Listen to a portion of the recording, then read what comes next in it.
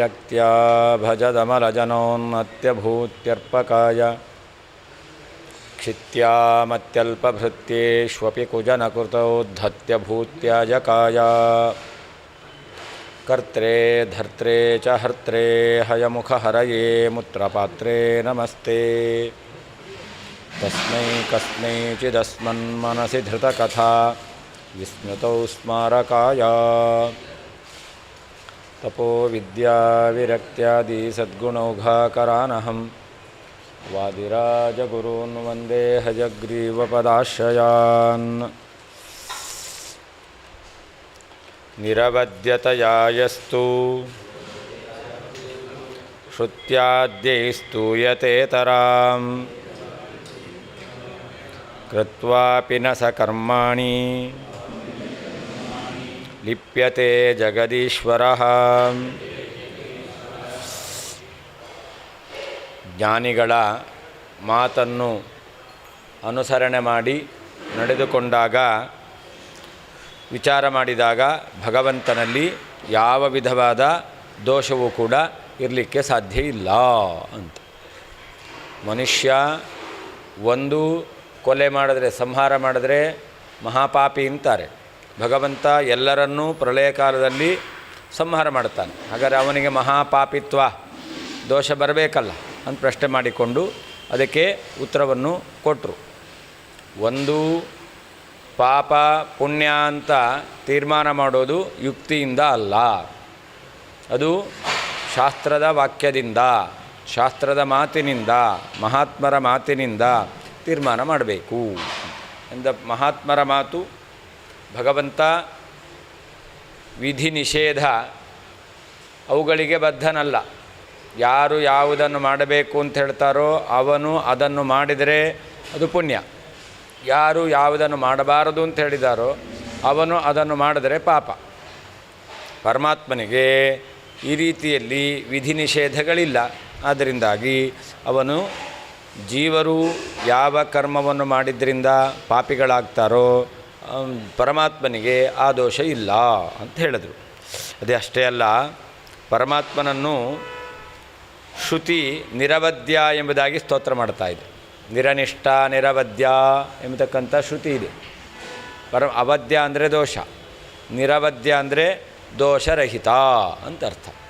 ನಿರ್ಗತಃ ಅವದ್ಯ ಯಸ್ಮಾತ್, ಯಾರಿಂದ ದೋಷ ದೂರವಾಗಿದೆಯೋ ಅವನನ್ನು ನಿರವದ್ಯ ಅಂತ ಕರೀತಾರೆ. ಹೀಗೆ ವೇದಗಳೆಲ್ಲ ವಿಶೇಷವಾಗಿ ಭಗವಂತನನ್ನು ದೋಷರಹಿತ ಎಂಬುದಾಗಿ ಸ್ತೋತ್ರ ಮಾಡ್ತಾ ಇರೋದರಿಂದಾಗಿ ಪರಮಾತ್ಮ ಕರ್ಮವನ್ನು ಮಾಡಿದರೂ ಕೂಡ, ಜಗತ್ತಿನ ಜೀವಿಗಳ ಸಂಹಾರ ರೂಪವಾದ ಕರ್ಮವನ್ನು ಮಾಡಿದರೂ ಕೂಡ ಅವನಿಗೆ ಕರ್ಮದ ಲೇಪ ಪಾಪ ಅವನಿಗೆ ಇಲ್ಲ.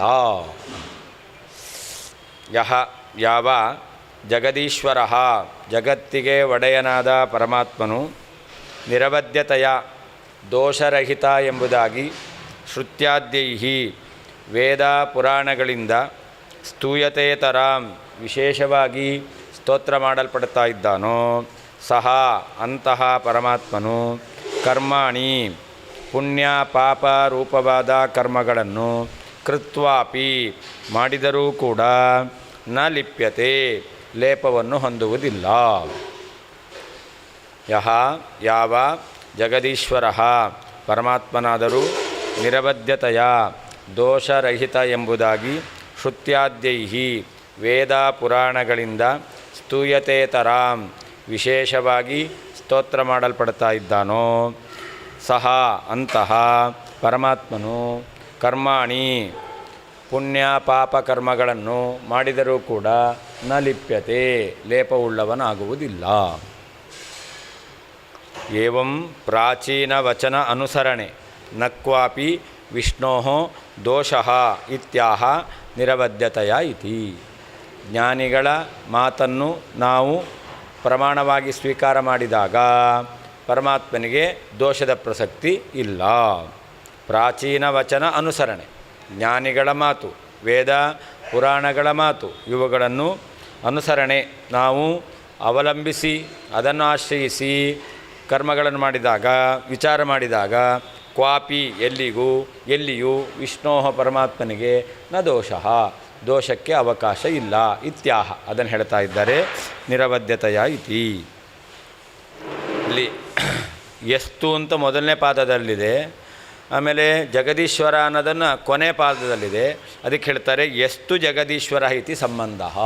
ಅದನ್ನು ಹೇಗೆ ಅನ್ವಯ ಮಾಡಿಕೊಳ್ಬೇಕು ಅಂತಂದರೆ ಯಾವ ಜಗದೊಡೆಯನಾದ ಪರಮಾತ್ಮ ಅಂತ ಅನ್ವಯ ಮಾಡಿಕೊಳ್ಬೇಕು. ನಾಪಿ ಕಾರಯಿತು ಪಾಪಂ ಕರ್ತೃವದ್ ಯುಕ್ತಿತೋ ಭವೇತ್ ಮಂಕ್ತುರ್ಜಲೇಷು ಯದ್ದುಃಖಂ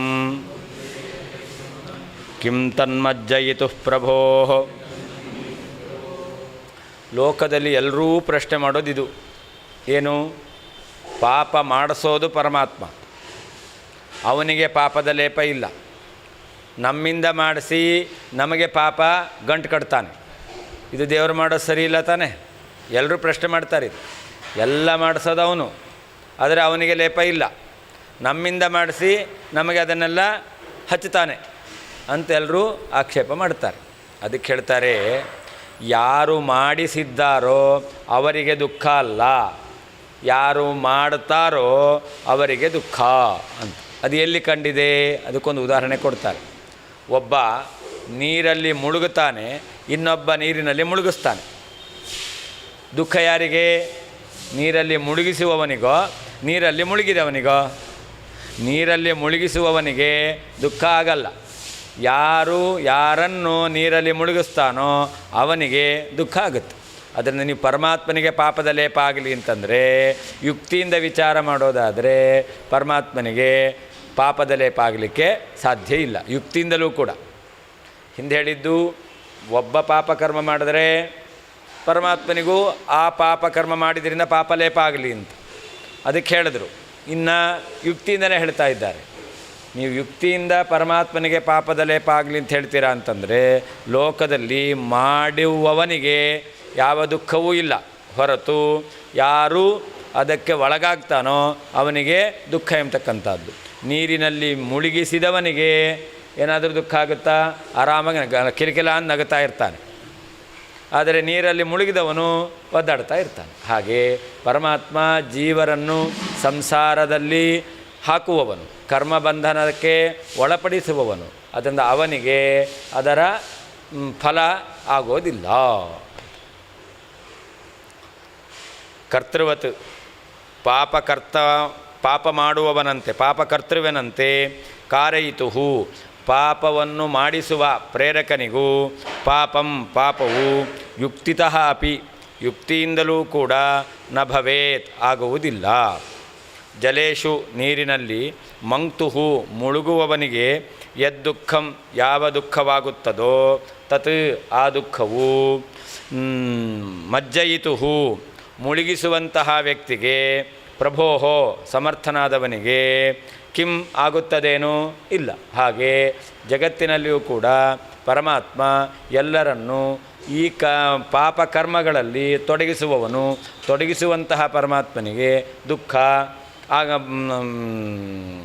ಕಿಂ ಭವೇತ್ ಆಗುತ್ತದೇನೋ ಆಗುವುದಿಲ್ಲ.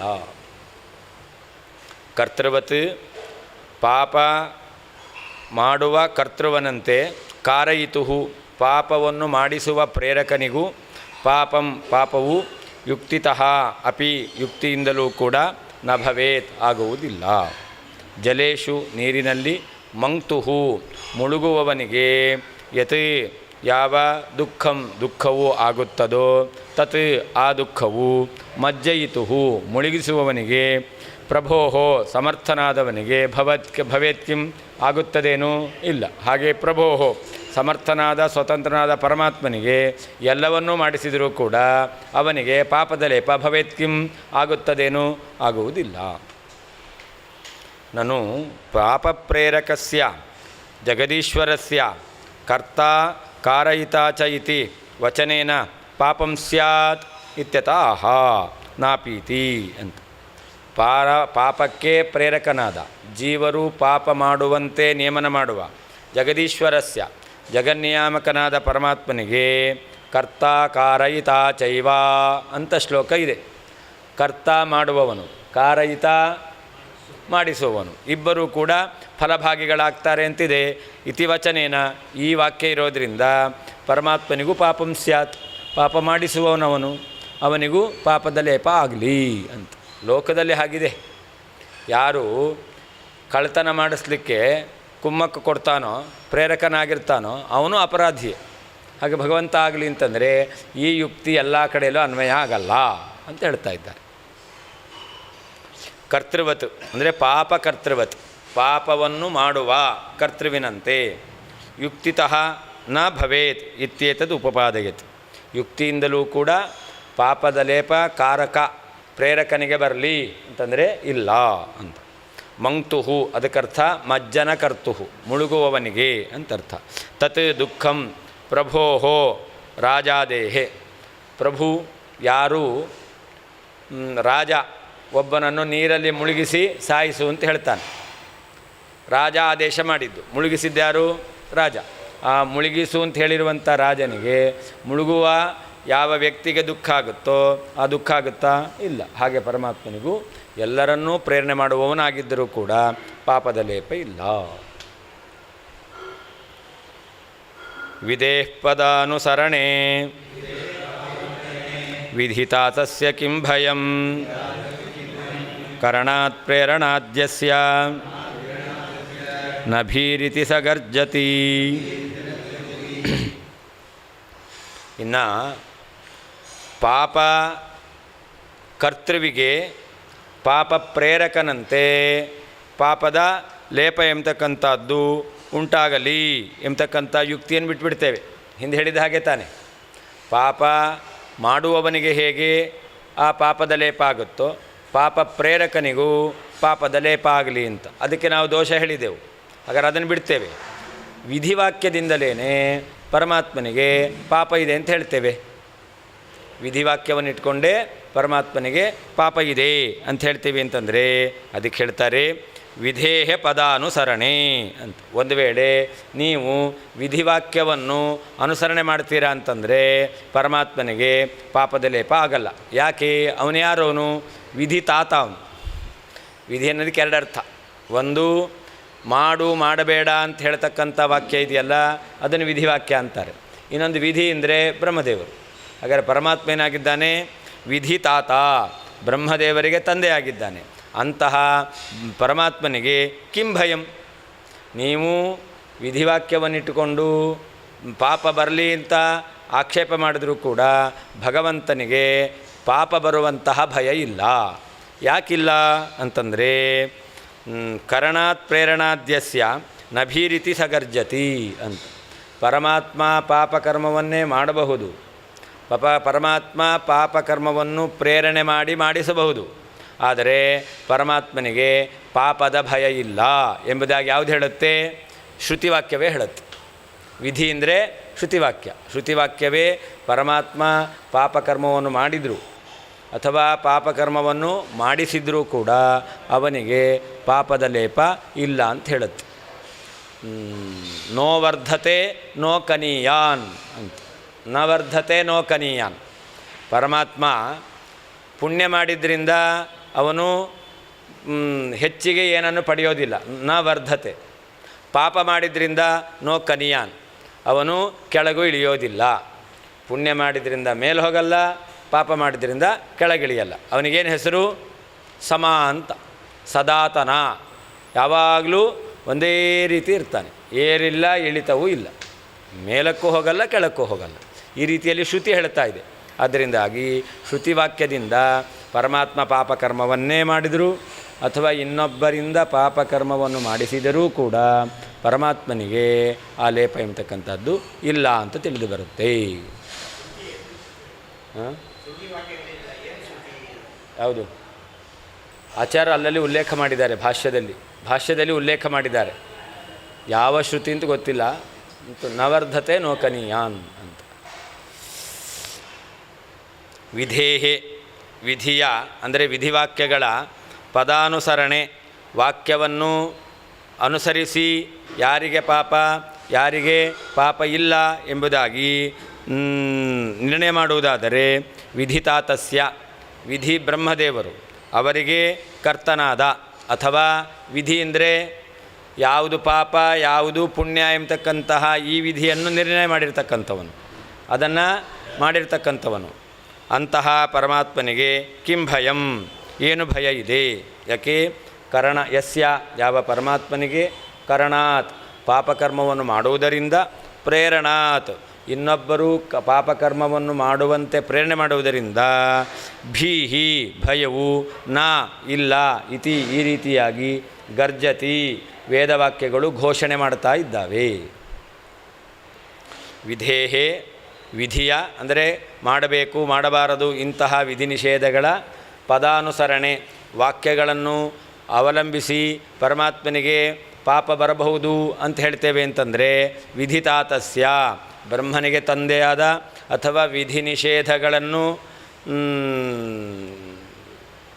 ಇದೇ ಇಲ್ಲ, ಯಾವುದು ಪಾಪಕ್ಕೆ ಕಾರಣ ಯಾವುದು ಪಾಪಕ್ಕೆ ಕಾರಣ ಅಲ್ಲ ಎಂಬುದಾಗಿ ತೀರ್ಮಾನ ಮಾಡ್ತಕ್ಕಂತಹ ಪರಮಾತ್ಮನಿಗೆ ಭಯಂ, ಭಯವು, ಪಾಪದ ಭಯವು, ಕಿಂ, ಇದೆಯೇನು? ಇಲ್ಲ. ಯಸ್ಯ, ಯಾವ ಪರಮಾತ್ಮನಿಗೆ ಕರಣಾತ್, ಪಾಪಕರ್ಮವನ್ನು ಮಾಡುವುದರಿಂದ, ಪ್ರೇರಣಾತ್, ಇನ್ನೊಬ್ಬರು ಪಾಪಕರ್ಮವನ್ನು ಮಾಡುವಂತೆ ನಿಯಮನ ಮಾಡುವುದರಿಂದಲೂ, ಭೀಹಿ, ಪಾಪದ ಭಯವು, ನ, ಇಲ್ಲ, ಇತಿ, ಈ ರೀತಿಯಾಗಿ, ಗರ್ಜತಿ, ವೇದವು ಘೋಷಣೆ ಮಾಡ್ತಾ ಇದೆ. ನನು ಯುಕ್ತಿಂ ವಿಹಾಯ ವಿಧಿಬಲಾತ್ ತನ್ನಿರ್ಣಯ ಇತ್ಯತಃ, ಯುಕ್ತಿಯನ್ನು ಬಿಟ್ಟು ವೇದವಾಕ್ಯದ ವಿಧಿವಾಕ್ಯಗಳ ಬಲದಿಂದ ಪರಮಾತ್ಮನಿಗೆ ಪಾಪದ ಲೇಪ ಆಗಲಿ ಅಂತ ಹೇಳ್ತೇವೆ ಅಂತಂದರೆ ಅದಕ್ಕೆ ಹೇಳ್ತಾರೆ ಇತ್ಯತಃ, ಅದಕ್ಕೆ ಹೇಳ್ತಾರೆ ವಿಧೇರಿತಿ. ಪದಾನುಸರಣೆ ಅಂದರೆ ಪಾದಾನುಸರಣ ಇತ್ಯರ್ಥ ಅಂತ, ವಾಕ್ಯಗಳನ್ನು ಅನುಸರಿಸಿದರೆ ಅವಲಂಬಿಸಿದರೆ ಅಂತರ್ಥ. ವಿಧಿತಾತಸ್ಯ ಅಂದ್ರೇನರ್ಥ? ವಿಧಿಕರ್ತು ಅಂದರೆ ಯಾವುದು ಮಾಡಬೇಕು ಯಾವುದು ಮಾಡಬಾರದು ಅಂತ ಹೇಳುವವರು ಯಾರು? ಪರಮಾತ್ಮ. ಅದರಿಂದ ಅವನು ವಿಧಿಕರ್ತ, ವಿಧಿತಾತ. ಅಥವಾ ಬ್ರಹ್ಮತಾತಸ್ಯ, ವಿಧಿ ಅಂದರೆ ಬ್ರಹ್ಮದೇವರು, ಬ್ರಹ್ಮದೇವರಿಗೆ ತಂದೆಯಾದಂತಹ ಪರಮಾತ್ಮನಿಗೆ ಕರಣಾತ್ ಅಂದರೆ ಪಾಪವನ್ನು ಮಾಡುವುದರಿಂದ. ಏನು ಪಾಪ ಮಾಡ್ದ? ಪ್ರಳಯ ಕಾಲದಲ್ಲಿ ಎಲ್ಲರನ್ನು ಸಂಹಾರ ಮಾಡ್ತಾನೆ, ಆ ಪಾಪ ಮಾಡಿದ್ದಾನೆ. ಅಥವಾ ಪ್ರೇರಣಾತ್, ಪರಮಾತ್ಮ ಪಾಪ ಮಾಡಲಿಕ್ಕೆ ಪ್ರೇರಣೆ ಮಾಡ್ತಾನೆ. ಯಾರಿಗೆ? ಧರ್ಮರಾಜನಿಗೆ ಸುಳ್ಳು ಹೇಳು ಅಂತ ಹೇಳಿಸೋದ್ನ ಇಲ್ಲ, ಅಶ್ವತ್ಥಾಮ ಹತಃ ಅಂತ ಹೇಳಿಸ್ದ ಪರಮಾತ್ಮ, ಪ್ರೇರಣೆ ಮಾಡ್ದ. ನಾನು ಸುಳ್ಳೇ ಹೇಳಲ್ಲ ಅಂತ ಶಪಥ ಮಾಡಿ ಕೂತಂತಹ ಧರ್ಮರಾಜನಿಂದ ಪರಮಾತ್ಮ ಸುಳ್ಳು ಹೇಳಿಸ್ದ. ಹಾಗಾದರೆ ಅವನಿಗೆ ಆ ಪಾಪ ಬರಬೇಕೋ ಬೇಡೋ? ಪರಮಾತ್ಮನಿಗೆ ಬರಲಿಲ್ಲ. ಯಾರಿಗೆ ಬಂತು? ಧರ್ಮರಾಜನಿಗೆ ಬಂತು. ಯಾಕೆ ಬಂತು? ಆಮೇಲೆ ಅವನಿಗೆ ನರಕ ದರ್ಶನ ಆಯಿತು. ನೋಡಿ, ಸತ್ಯ ಹೇಳಿದ್ದಕ್ಕೆ ನರಕ ದರ್ಶನ ಆಯಿತು. ಅದಕ್ಕೆ ಹೇಳಿದ್ದು ವಿಧಿತಾತಸ್ಯ ಅಂತ. ಪರಮಾತ್ಮ ಇದ್ದಾನಲ್ಲ, ಯಾವುದು ಮಾಡಬೇಕು ಯಾವುದು ಮಾಡಬಾರ್ದು ಅಂತ ತೀರ್ಮಾನ ಮಾಡೋನು ಅವನು. ದೇವರು ಹೇಳಿದಾಗ ಮಾಡಬೇಕು, ದೇವರು ಹೇಳಲಿಲ್ಲ ಅಂದರೆ ಅಥವಾ ದೇವರು ಬೇರೆ ರೀತಿ ಹೇಳಿದ್ದಾನೆ ಅಂತಂದರೆ ಆ ರೀತಿಯಲ್ಲೂ ಮಾಡಬೇಕು. ದೇವರು ಹೇಳಲಿಲ್ಲ ಅಂದರೆ ಮಾಡಬಾರ್ದು. ಪರಮಾತ್ಮ ಏನು ಹೇಳ್ದ? ಸುಳ್ಳು ಹೇಳು ಅಂತಂದ. ಅದನ್ನು ಅದೇನೇ ವಿಧಿ ಆಯಿತು. ಆದರೆ ನಾ ಸುಳ್ಳು ಹೇಳಲ್ಲ ಅಂತ ಧರ್ಮರಾಜ ಸತ್ಯ ಹೇಳ್ತೇನೆ ಅಂಥೇಳಿ ತಂದು ಸ್ವಲ್ಪ ಸೇರಿಸ್ದ. ಅದಕ್ಕೆ ಯಾವಾಗಲೂ ತಮ್ಮದು ಸೇರಿಸ್ಕೊಳ್ಳಿಕ್ಕೆ ಹೋಗಬಾರ್ದು ಅಂತ. ಏನು ಹೇಳಿರ್ತಾರೋ ಅಷ್ಟು ಮಾತ್ರ ಕೇಳಬೇಕು ಅಂತ ಪರಮಾತ್ಮ ಗುರುಸ್ಥಾನದಲ್ಲಿ ಹಿಡಿದು ಹೇಳ್ದ, ಅಶ್ವತ್ಥಾಮ ಹತ ಅಂಥೇಳಿ. ಆದರೆ ಧರ್ಮರಾಜ ಏನು ಮಾಡ್ದ? ಕುಂಜರ ಅನ್ನೋದನ್ನು ಸ್ವಲ್ಪ ತಂದು ಸೇರಿಸ್ಕೊಂಡ. ಅದರಿಂದ ಏನಾಯಿತು? ಸೇರಿಸ್ಕೊಂಡಿದ್ದರಿಂದ ನರಕ ದರ್ಶನ ಆಯಿತು. ಅದರಿಂದ ವಿಧಿ ನಿಷೇಧ ಇದೆಲ್ಲವೂ ಕೂಡ ಯಾರು ತೀರ್ಮಾನ ಮಾಡುವವರು? ಪರಮಾತ್ಮ. ಅದರಿಂದ ಅವನಿಗೆ ಅದರ ಲೇಪ ಎಂಬತಕ್ಕಂಥದ್ದಿಲ್ಲ ಅಂತ.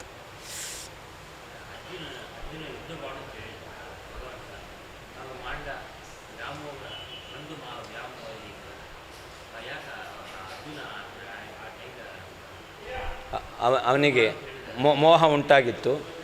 ಆದರೆ ಪರಮಾತ್ಮ ಅಲ್ಲಿಯೂ ಕೂಡ ಲೋಕಕ್ಕೆ ಒಂದು ಪಾಠವನ್ನು ತೋರಿಸ್ತಾ ಇದ್ದಾನೆ.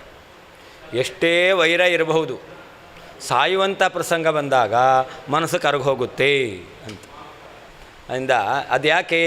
ಬಾಂಧವ್ಯದ ಮೋಹದಿಂದ. ಅರ್ಜುನ ಯುದ್ಧ ಮಾಡೇ ಇಲ್ಲ ಅಂತಲ್ಲ, ಅನೇಕ ಬಾರಿ ಯುದ್ಧ ಮಾಡಿದ್ದಾನೆ, ಅನೇಕ ಬಾರಿ ಶತ್ರುಗಳನ್ನು ಸಂಹಾರ ಮಾಡಿದ್ದಾನೆ. ಈಗ ಯಾರನ್ನು ಸಂಹಾರ ಮಾಡಬೇಕು? ಅವನು ಶತ್ರುಗಳಲ್ಲ, ಶತ್ರು ಆದರೂ ಕೂಡ ಅವರೇನಾಗಿದ್ದಾರೆ, ತನ್ನವರಾಗಿದ್ದಾರೆ. ಆದ್ದರಿಂದ ಎಷ್ಟೇ ಧೈರ್ಯ ಇದ್ದರೂ ಕೂಡ ಪ್ರಕೃತಿ ಬಂಧನಕ್ಕೆ ಒಳಗಾಗಿರ್ತಕ್ಕಂತಹ ಜೀವ ಅವನು ಇಂತಹ ಮೋಹಗಳಿಗೆ ಬಲಿಯಾಗೇ ಆಗ್ತಾನೆ ಅಂತ. ಅದಕ್ಕೆ ಕೃಷ್ಣ ಪರಮಾತ್ಮ ಹೇಳಿದ್ದು ಕರ್ಮಣ್ಯೇವಾಧಿಕಾರಸ್ಥೆ. ಆಚಾರ್ಯ ಹೇಳ್ತಾರೆ ತೇ ಜ್ಞಾನಿಯಾದ ನಿನಗೂ ಅಂತಾರೆ. ಹಾಗಾದರೆ ಅರ್ಜುನ ಸಾಮಾನ್ಯ ಅಲ್ಲ, ಅವನು ಇಂದ್ರನ ಪದವಿಯಲ್ಲಿದ್ದವನು, ಹಾಗಾದರೆ ಜ್ಞಾನಿ ಅವನು. ಅಂತಹ ಜ್ಞಾನಿಗೂ ಕೂಡ ಪ್ರಕೃತಿ ಎಂಬತಕ್ಕಂಥದ್ದು ಕಟ್ಟಾಕತ್ತೆ ಅಂತ ಜೀವರಿಗೆ ತಿಳಿಸಬೇಕು. ಅಂದರೆ ನಾವು ಏನೋ ಎಲ್ಲ ಗೆದ್ದುಬಿಡ್ತೀವಿ ಪ್ರಕೃತಿ ಬಂಧನ ಅಂತ ಅಂದ್ಕೊಂಡಿರ್ತೇವೆ. ಪ್ರಕೃತಿ ಬಂಧನವನ್ನು ಗೆಲ್ಲಿಕ್ಕಾಗೋದಿಲ್ಲ.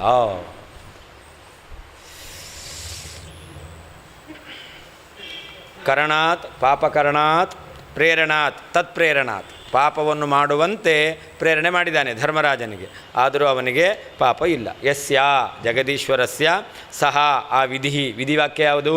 ನ ಕರ್ಮಣ ವರ್ಧತೆ ನೋ ಕನೀಯಾನ್. ಪರಮಾತ್ಮ ಕರ್ಮದಿಂದ ಪುಣ್ಯಕರ್ಮದಿಂದ ನ ವರ್ಧತೆ, ಅವನು ಹೆಚ್ಚಿನ ಮಹತ್ವವನ್ನು ಪಡೆಯೋದಿಲ್ಲ. ನೋ ಕನೀಯಾನ್, ಪಾಪಕರ್ಮದಿಂದ ಅವನು ಕಡಿಮೆ ಅವನು ಆಗೋದಿಲ್ಲ. ಸೃಜತ್ಯವತ್ಯತ್ತಿನ ತತ್ರ ಸಜ್ಜತೆ ಇತ್ಯಾದಿ ಶ್ರುತಿ ಸ್ಮೃತಿ ರೂಪ. ಭಾಗವತ ಹೇಳುತ್ತೆ ಸೃಜತಿ ಅತ್ತಿ, ಆಮೇಲೆ ಅವತಿ ನ ತತ್ರ ಸಜ್ಜತೆ. ಪರಮಾತ್ಮ ಸೃಷ್ಟಿ ಮಾಡ್ತಾನೆ, ಪರಮಾತ್ಮ ರಕ್ಷಣೆ ಮಾಡ್ತಾನೆ, ಪರಮಾತ್ಮ ಎಲ್ಲ ನಾಶ ಮಾಡ್ತಾನೆ, ಆದರೆ ಅವನಿಗೆ ಯಾವ ವಿಕಾರವೂ ಇಲ್ಲ. ಮನೆ ಕಟ್ಟಿರ್ತೇವೆ, ಗೃಹ ಪ್ರವೇಶ, ಊಟದ ವ್ಯವಸ್ಥೆ ಎಲ್ಲ ಮಠದಲ್ಲಿ. ಯಾಕೆ? ಬಂದು ಬ್ರಾಹ್ಮಣರು ಅಕ್ಷತೆ ಹಚ್ಕೊಂಡು ತಮ್ಮ ಹಣೆಗೆಲ್ಲ ಗೋಡೆಗೂ ಹಚ್ಚಿಬಿಡ್ತಾರೆ ನೋಡಿ. ಜೀವನಿಗೆ ಹೊಸ ಮನೆ, ಅವನಿಗೇನಾಯಿತು? ಅದರಲ್ಲಿ ಅವನು ಸಜ್ಜತೆ ಅಂತ, ಅವನಿಗೆ ಅದರಲ್ಲಿ ಮೋಹ ಎಂಬತಕ್ಕಂಥದ್ದು ಬಂತು ಅಂತ. ಹಾಗೆ ಅವತಿ, ಒಬ್ಬರನ್ನ ರಕ್ಷಣೆ ಮಾಡ್ತಾನೆ, ಯಾರಿಗೋ ಮಕ್ಕಳಿರಲ್ಲ, ದತ್ತು ತಗೊಂಡ, ಇವನು ಅದನ್ನು ಸೃಷ್ಟಿ ಮಾಡಿದ್ದಲ್ಲ, ರಕ್ಷಣೆ ಮಾಡ್ದ, ನಮ್ಮವರು ಅಂತ ಬಂತು ಅಭಿಮಾನ. ಹಾಗೆ ಆ ಸಾಕಿರುವಂಥ ದತ್ತು ತೆಗೆದುಕೊಂಡಂಥ ಮಗುವಿಗೆ ಏನಾದರೂ ಆಯಿತು ಅಂತಂದರೆ ತನಗೇ ಆದಾಗೆ ದುಃಖ ಪಡ್ತಾನೆ, ಹೌದಲ್ಲ? ಹಾಗಾದರೆ ಅವತಿ ರಕ್ಷಣೆ ಮಾಡ್ತಾನೆ, ಸಜ್ಜತೆ, ಅದರಿಂದ ಅವನಿಗೆ ದುಃಖ ಎಂಬತಕ್ಕಂಥದ್ದು ಆಗುತ್ತೆ. ಏನಾದರೂ ಸ್ವಲ್ಪ ಅದರಲ್ಲಿ ವಿಪರೀತ. ಅಷ್ಟೇ ಅಲ್ಲ, ದತ್ತು ತೆಗೆದುಕೊಂಡಂಥ ಮಗುವಿಗೆ ಏನಾದರೂ ಒಳ್ಳೆಯ ಉನ್ನತವಾಗಿರ್ತಕ್ಕಂತಹ ಅವಕಾಶ ಸಿಕ್ತು ಅಂತಂದರೆ ಸಂತೋಷ ಪಡ್ತಾನೆ. ಅಂದರೆ ರಕ್ಷಣೆ ಮಾಡಿದ್ರಿಂದ ಆ ವಸ್ತುವಿನಲ್ಲಿ ಅಭಿಮಾನ ಎಂಬತಕ್ಕಂಥದ್ದು ಬಂತು, ಅದರಿಂದ ಒಳ್ಳೆಯದು ಕೆಡಕು, ಅದರಿಂದ ಜೀವನಲ್ಲಿ ವ್ಯತ್ಯಾಸ ಎಂಬತಕ್ಕಂಥದ್ದಿದೆ. ಆದರೆ ಪರಮಾತ್ಮನು ಈ ಜಗತ್ತನ್ನು ರಕ್ಷಣೆ ಮಾಡ್ತಾನೆ, ಅದರಲ್ಲಿ ಕೆಲವ್ರಿಗೆ ಒಳ್ಳೆಯದಾಗ್ಬೋದು, ಕೆಲವರು ಸಾಯ್ಬೋದು, ಆದರೆ ಪರಮಾತ್ಮನ ಅಸಜ್ಜತೆ, ಅವನಿಗೆ ಯಾವ ರೀತಿಯಾದ ವಿಕಾರ ಇಲ್ಲ ಅಂತ. ಹಾಗೆ ಅತ್ತಿ ಅಂತ, ಒಳ್ಳೆಯ ಪದಾರ್ಥ ತಿಂದರೆ ಸಂತೋಷ ಆಗುತ್ತೆ. ಅಯ್ಯೋ ವ್ರತ ಮುಗಿಲೇ ಇಲ್ಲಲ್ಲಪ್ಪ, ಏನು ಊಟ ಮಾಡೋದು ಅಂತ ಅಂದ್ಕೊಂಡು ತಿಂತಾಯಿದ್ರೆ ಏನಾಗುತ್ತೆ? ದುಃಖ ಆಗುತ್ತಾ? ಇಲ್ಲ. ವ್ರತ ಮುಗಿದು ತಿನ್ನೋದು ಹೌದು, ಆದರೆ ವ್ರತ ಕಾಲದಲ್ಲಿ ತಿಂದರೆ ಬೇಸರ ಮಾಡ್ಕೊಂಡು ತಿಂತಾನೆ. ವ್ರತ ಮುಗಿದ ಮೇಲೆ ತಿಂದರೆ ಏನು ಖುಷಿಯಾಗಿರುತ್ತೆ.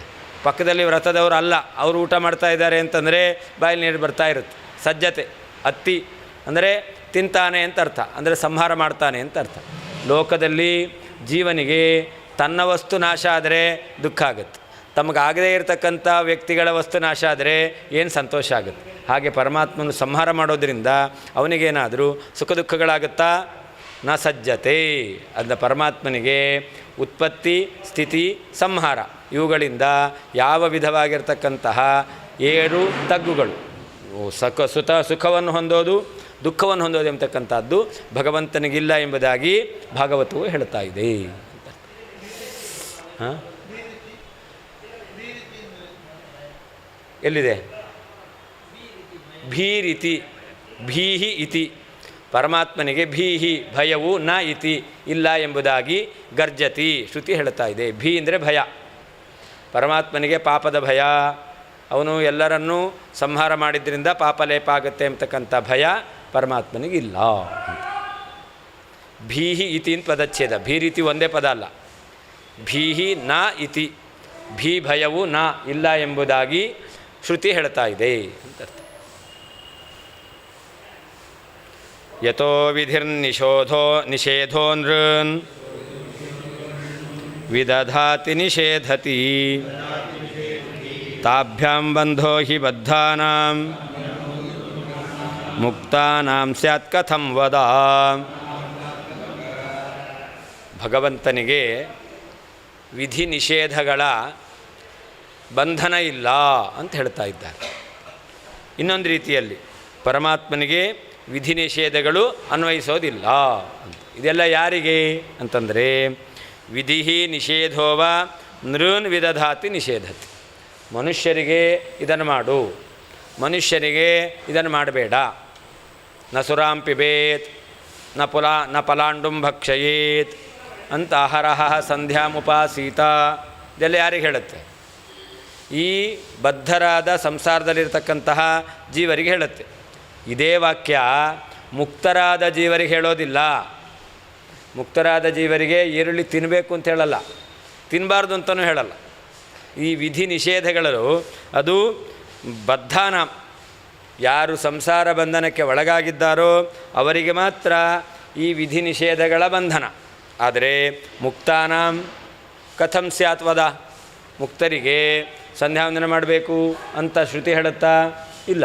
ಹಂಗಾರೆ ಬಿಟ್ಬಿಡ್ತಾರಾ? ಬಿಡಲ್ಲ. ಮತ್ತು ಅವರಿಗೆ ವಿಧಿ ಇಲ್ಲ, ಮಾಡಲೇಬೇಕು ಅಂತ ನಿಯಮ ಇಲ್ಲ, ಮಾಡಿ ಅಭ್ಯಾಸ ಆಗಿರುತ್ತೆ, ಅದರಿಂದ ಅವರು ಬಿಡಲ್ಲ, ಆದರೆ ಜೀವರಿಗೆ ಮಾಡಬೇಕು ಅಂತ ಹೇಳುತ್ತೆ, ಬಿಟ್ಟರೆ ಅದರಿಂದ ಅವರಿಗೆ ಪಾಪ ಎಂಬತಕ್ಕಂಥದ್ದು ಇದೆ. ಅದರಿಂದ ಈ ವಿಧಿ ನಿಷೇಧಗಳೆಲ್ಲ ಯಾರಿಗೆ? ಬದ್ಧರಾದವರಿಗೆ. ಮುಕ್ತರಾದವರಿಗೆ ಇಲ್ಲ. ಪರಮಾತ್ಮ ಮುಕ್ತ. ಮುಂದೆ ಹೇಳ್ತಾರೆ, ಮುಕ್ತರಾದವರಿಗೆ ಇಲ್ಲ ಅಂತಂದರೆ ಪರಮಾತ್ಮ ನಿತ್ಯ ಮುಕ್ತ.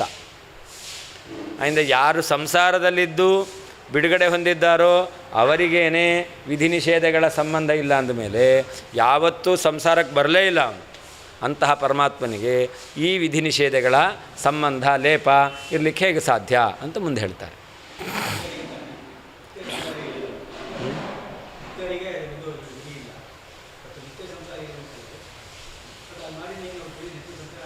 ಹಾಂ, ಹೌದು, ಎರಡೂ ಮಾಡ್ತಾನೆ ಅವನು. ವಿಧಿಯನ್ನು ಮಾಡ್ತಾನೆ, ನಿಷೇಧವನ್ನು ಮಾಡ್ತಾನೆ. ಆದ್ದರಿಂದ ಎರಡು ಸಮಾನವಾಗಿರುತ್ತೆ. ಮುಂದಾದ ವ್ರತನೂ ಮಾಡ್ತಾರೆ, ಹೊರಗಡೆ ಕಾಫಿನೂ ಕುಡಿತಾರೆ.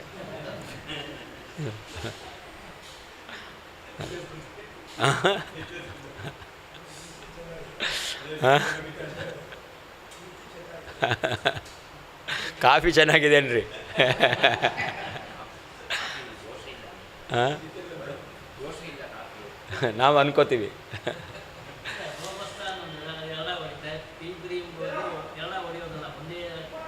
ಏನು? ಹಾಂ, ಏನೇನು? ಹಾಂ, ಓಹೋ, ಆ ಕಾಫಿ ಬೀಜ ದ್ವಿದಳ ಹೌದೋ ಅಲ್ಲೋ ಅಂತ. ಹಾಂ, ಏಕದಳದ ಕಾಫಿ ಇದೆ, ದ್ವಿದಳದ ಕಾಫಿ ಇದೆ. ದ್ವಿದಳದಾಗ ಬಿಡಬೇಕು, ಏಕದಳದ ಕುಡಿಬೋದು ಅಂತ. ಹಾಂ, ಯತಃ ಯಾವ ಕಾರಣದಿಂದ ವಿಧಿ ಮಾಡಬೇಕು ಎಂಬತಕ್ಕಂಥ ವಿಧಿಯು, ನಿಷೇಧ ಮಾಡಬಾರದು ಎಂಬತಕ್ಕಂಥ ನಿಷೇಧವು ನೃನ್ ಸಂಸಾರಿ ಜೀವರನ್ನು ಕುರಿತು ವಿದಧಾತಿ ವಿಧಿಸುತ್ತಾ ಇದೆ, ನಿಷೇಧತಿ ನಿಷೇಧಿಸುತ್ತಾ ಇದೆ. ತತಃ ಆ ಕಾರಣದಿಂದ ತಾಭ್ಯಾಂ ವಿಧಿ ನಿಷೇಧಗಳಿಂದ ಬಂಧ ಲೇಪವು ಬದ್ಧಾನಾಂ ಸಂಸಾರದಲ್ಲಿ ಇರತಕ್ಕಂಥ ಜೀವರಿಗೆ ಸ್ಯಾತ್ ಉಂಟಾಗುತ್ತದೆ. ಮುಕ್ತಾನಾಂ ಸಂಸಾರದಿಂದ ಬಿಡುಗಡೆಯನ್ನು ಹೊಂದಿರತಕ್ಕಂತಹ ಜೀವರಿಗೆ ಕಥಂ ಹೇಗೆ ಸ್ಯಾತ್ ಆಗುತ್ತದೆ ವದ ಹೇಳು. ಯತಃ ಯಾವ ಕಾರಣದಿಂದ ವಿಧಿ ಮಾಡಬೇಕು ಎಂಬತಕ್ಕಂಥ ವಿಧಿಯು, ನಿಷೇಧ ಮಾಡಬಾರದು ಎಂಬತಕ್ಕಂತಹ ನಿಷೇಧವು ನೃನ್ ಸಂಸಾರದಲ್ಲಿರುವಂತಹ ಜೀವರನ್ನು ವಿದಧಾತಿ ವಿಧಾನ ಮಾಡುತ್ತದೆ, ನಿಷೇಧತಿ ನಿಷೇಧಿಸುತ್ತದೆ.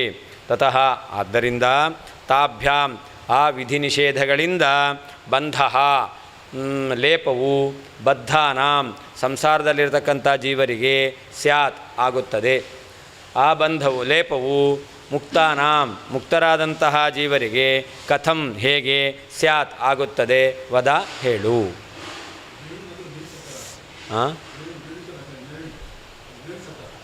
ನೃಶಬ್ದ ಋಕಾರಾಂತ ಪುಲ್ಲಿಂಗ ನೃಶಬ್ದ. ನಾ ನರೌ ನರಹ, ನರಂ ನರೌ ನೃನ್ ಅಂತ.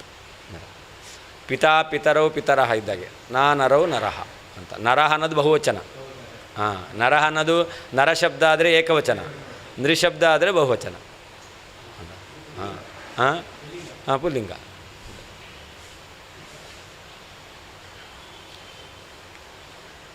ಪ್ರಕಾರಾಂತರೇಣ ಹರೇಃ ವಿಧಿ ನಿಷೇಧ ಅವಿಷಯತ್ವಂ ಉಪಪಾದಯತಿ. ಇನ್ನೊಂದು ರೀತಿಯಿಂದ ಪರಮಾತ್ಮ ವಿಧಿ ನಿಷೇಧಗಳಿಗೆ ಒಳಪಡುವವನಲ್ಲ ಎಂಬತಕ್ಕಂಥದ್ದನ್ನು ಸಮರ್ಥನೆ ಮಾಡ್ತಾ ಇದ್ದಾರೆ. ಯತಃ ಇತಿ ವಿಧಿ. ಏನು ವಿಧಿ? ಪ್ರಾತಃ ಸಂಧ್ಯಾಮುಪಾಸೀತ ಅಂತ ವಿಧಿ. ಹಗಲು ಸಂಧ್ಯಾ ವಂದನೆ ಮಾಡಬೇಕು ಅಲ್ಲ, ಪ್ರಾತಃ. ಹಗಲು ಸಂಧ್ಯಾ ನಾವು ಇಟ್ಕೊಂಡಿದ್ದೇವೆ, ಪ್ರಾತಃ ಅನ್ನೋದಕ್ಕೆ ಹಗಲು ಅಂತ. ಹಗಲಲ್ಲ, ಬೆಳಿಗ್ಗೆ ಅಂತ ಅರ್ಥ. ಅಂದರೆ ಸೂರ್ಯ ಉದಯಕ್ಕಿಂತ ಮೊದಲು ಸಂಧ್ಯಾ ವಂದನೆಯನ್ನು ಮಾಡಬೇಕು ಅಂತ. ಪೂರ್ವಾಂ ಸಂಧ್ಯಾಂ ಸನಕ್ಷತ್ರಾಂ ಅಂತ ಅರ್ಥ. ಬೆಳಿಗ್ಗೆ ಸಂಧ್ಯಾ ವಂದನೆ ನಕ್ಷತ್ರ ಇರುವಾಗ ಮಾಡಬೇಕು. ಅದೇನೇ ಪ್ರಾತಃ ಸಂಧ್ಯಾಂ ಉಪಾಸೀತ. ಹಾಗೆ ಇದು ವಿಧಿ. ನಿಷೇಧ ಏನು? ನ ಸುರಾಂ ಪಿಬೇತ್ ಅಂತ. ನ ಕಾಫಿಂ ಪಿಬೇತ್ ಅಂತ ಹೇಳಿಲ್ಲ, ನ ಸುರಾಂ ಪಿಬೇತ್ ಅಂತ. ಸುರಾಪಾನ ಮಾಡಬಾರ್ದು ಅಂತ ಹೇಳಿದ್ದಾರೆ. ಇದು ನಿಷೇಧ. ಹಾಂ ನೃನ್ ಅದಕ್ಕರ್ಥ ಸಾಂಸಾರಿಕ ಪುರುಷಾನ್ ಪ್ರತಿ ಅಂತ. ಸಂಸಾರದಲ್ಲಿರ್ತಕ್ಕಂತಹ ಜೀವರನ್ನು ಕುರಿತು ಪ್ರತಿ ಅಂತ ಶಬ್ದವನ್ನು ಇಟ್ಕೊಳ್ಳಿಕು. ಪ್ರತಿ ಇತಿ ಶೇಷಃ ಸ್ಯಾತ್ ಬಂಧ ಇತ್ಯನುವರ್ತತೆ. ಈ ಲೇಪ ಎಂಬತಕ್ಕಂಥದ್ದು ಯಾರಿಗಾಗುತ್ತೆ? ಸಂಸಾರದಲ್ಲಿರ್ತಕ್ಕಂಥ ಜೀವರಿಗಾಗುತ್ತೆ. ಇದು ಅನುವರ್ತತೆ. ಈ ಬಂಧ ಎಂಬತಕ್ಕಂಥದ್ದು ಎರಡು ಇಟ್ಕೊಳ್ಬೇಕು. ಮುಕ್ತಾನಾಂ ಬಂಧ ಕಿಂ ಸ್ಯಾತ್? ಮುಕ್ತರಿಗೆ ಬಂಧನ ಇದೆಯೇನು, ಲೇಪ ಇದೆಯೇನು? ಇಲ್ಲ. ಸಂಸಾರದಲ್ಲಿರೋರಿಗೆ ಬಂಧ ಸ್ಯಾತ್ ಅಂತ. ಅದರಿಂದ ಬಂಧ ಶಬ್ದವನ್ನು ಎರಡು ಕಡೆ ಅನ್ವಯ ಮಾಡಿಕೊಳ್ಬೇಕು. ಕಥಂ ನ ಕಥಂಚಿದಪಿ ಇತಿ ಭಾವ. ಕಥಂ ಸ್ಯಾತ್ ಹೇಗಾಗುತ್ತೆ? ಮುಕ್ತರಾದಂಥ ಜೀವರಿಗೆ ಈ ವಿಧಿ ನಿಷೇಧಗಳಿಂದ ಬಂಧ ಲೇಪ ಇಲ್ಲವೇ ಇಲ್ಲ. ನ ಕಥಂಚಿದಪಿ ಅಂತ. ಮುಕ್ತಾನಾಮಿತ್ಯುಕ್ತ್ಯ ಭವನ್ಮತೇಪಿ ಸ್ವಸಮಯ ಉಕ್ತ ಸಾಂಸಾರಿಕ ವ್ರತಾಚರಣಾಭಾವೇಪಿ ಮುಕ್ತತ್ವಾದೇವ ಹಿ ಮುಕ್ತಾನಾಂ ನ ದೋಷಃ ಇತಿ ಧ್ವನಯತಿ ಅಂತ. ಮುಕ್ತಾನಾಂ ಅಂತ ಹೇಳಿದ್ದರಿಂದ ಈ ಬೌದ್ಧ ಮತದಲ್ಲಿ, ಜೈನ ಮತದಲ್ಲಿ ಅಲ್ಲಿಯೂ ಕೂಡ ಅವರವರ ಮತದಲ್ಲಿ ಅವರವರಿಗೆ ಒಂದೊಂದು ವ್ರತ ನಿಯಮಗಳನ್ನು ವಿಧಾನ ಮಾಡಿದ್ದಾರೆ. ಅದು ಯಾರಿಗೆ?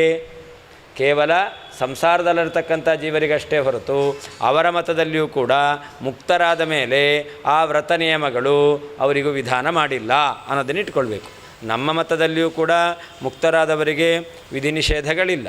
ನಿಮ್ಮ ಮತದಲ್ಲಿಯೂ ಕೂಡ ವ್ರತಾಚರಣಾದಿಗಳು ಮುಕ್ತರಿಗಿಲ್ಲ, ಸಂಸಾರದಲ್ಲಿರುವವರಿಗಿಂತ ನೀವು ಹೇಳ್ತೀರಾ.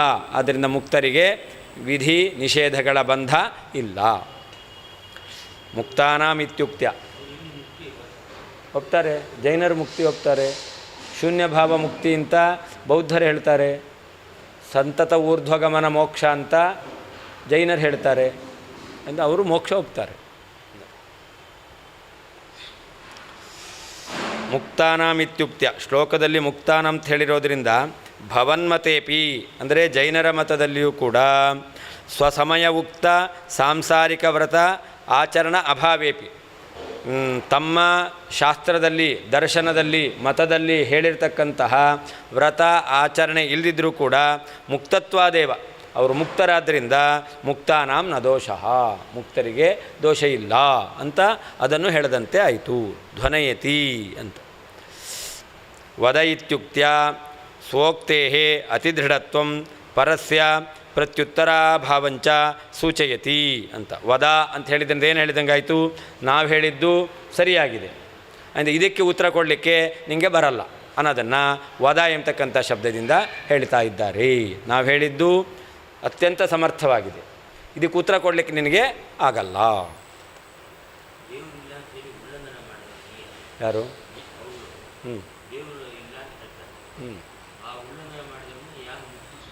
ದೇವರು ಕೊಡಲ್ಲಲ್ಲ.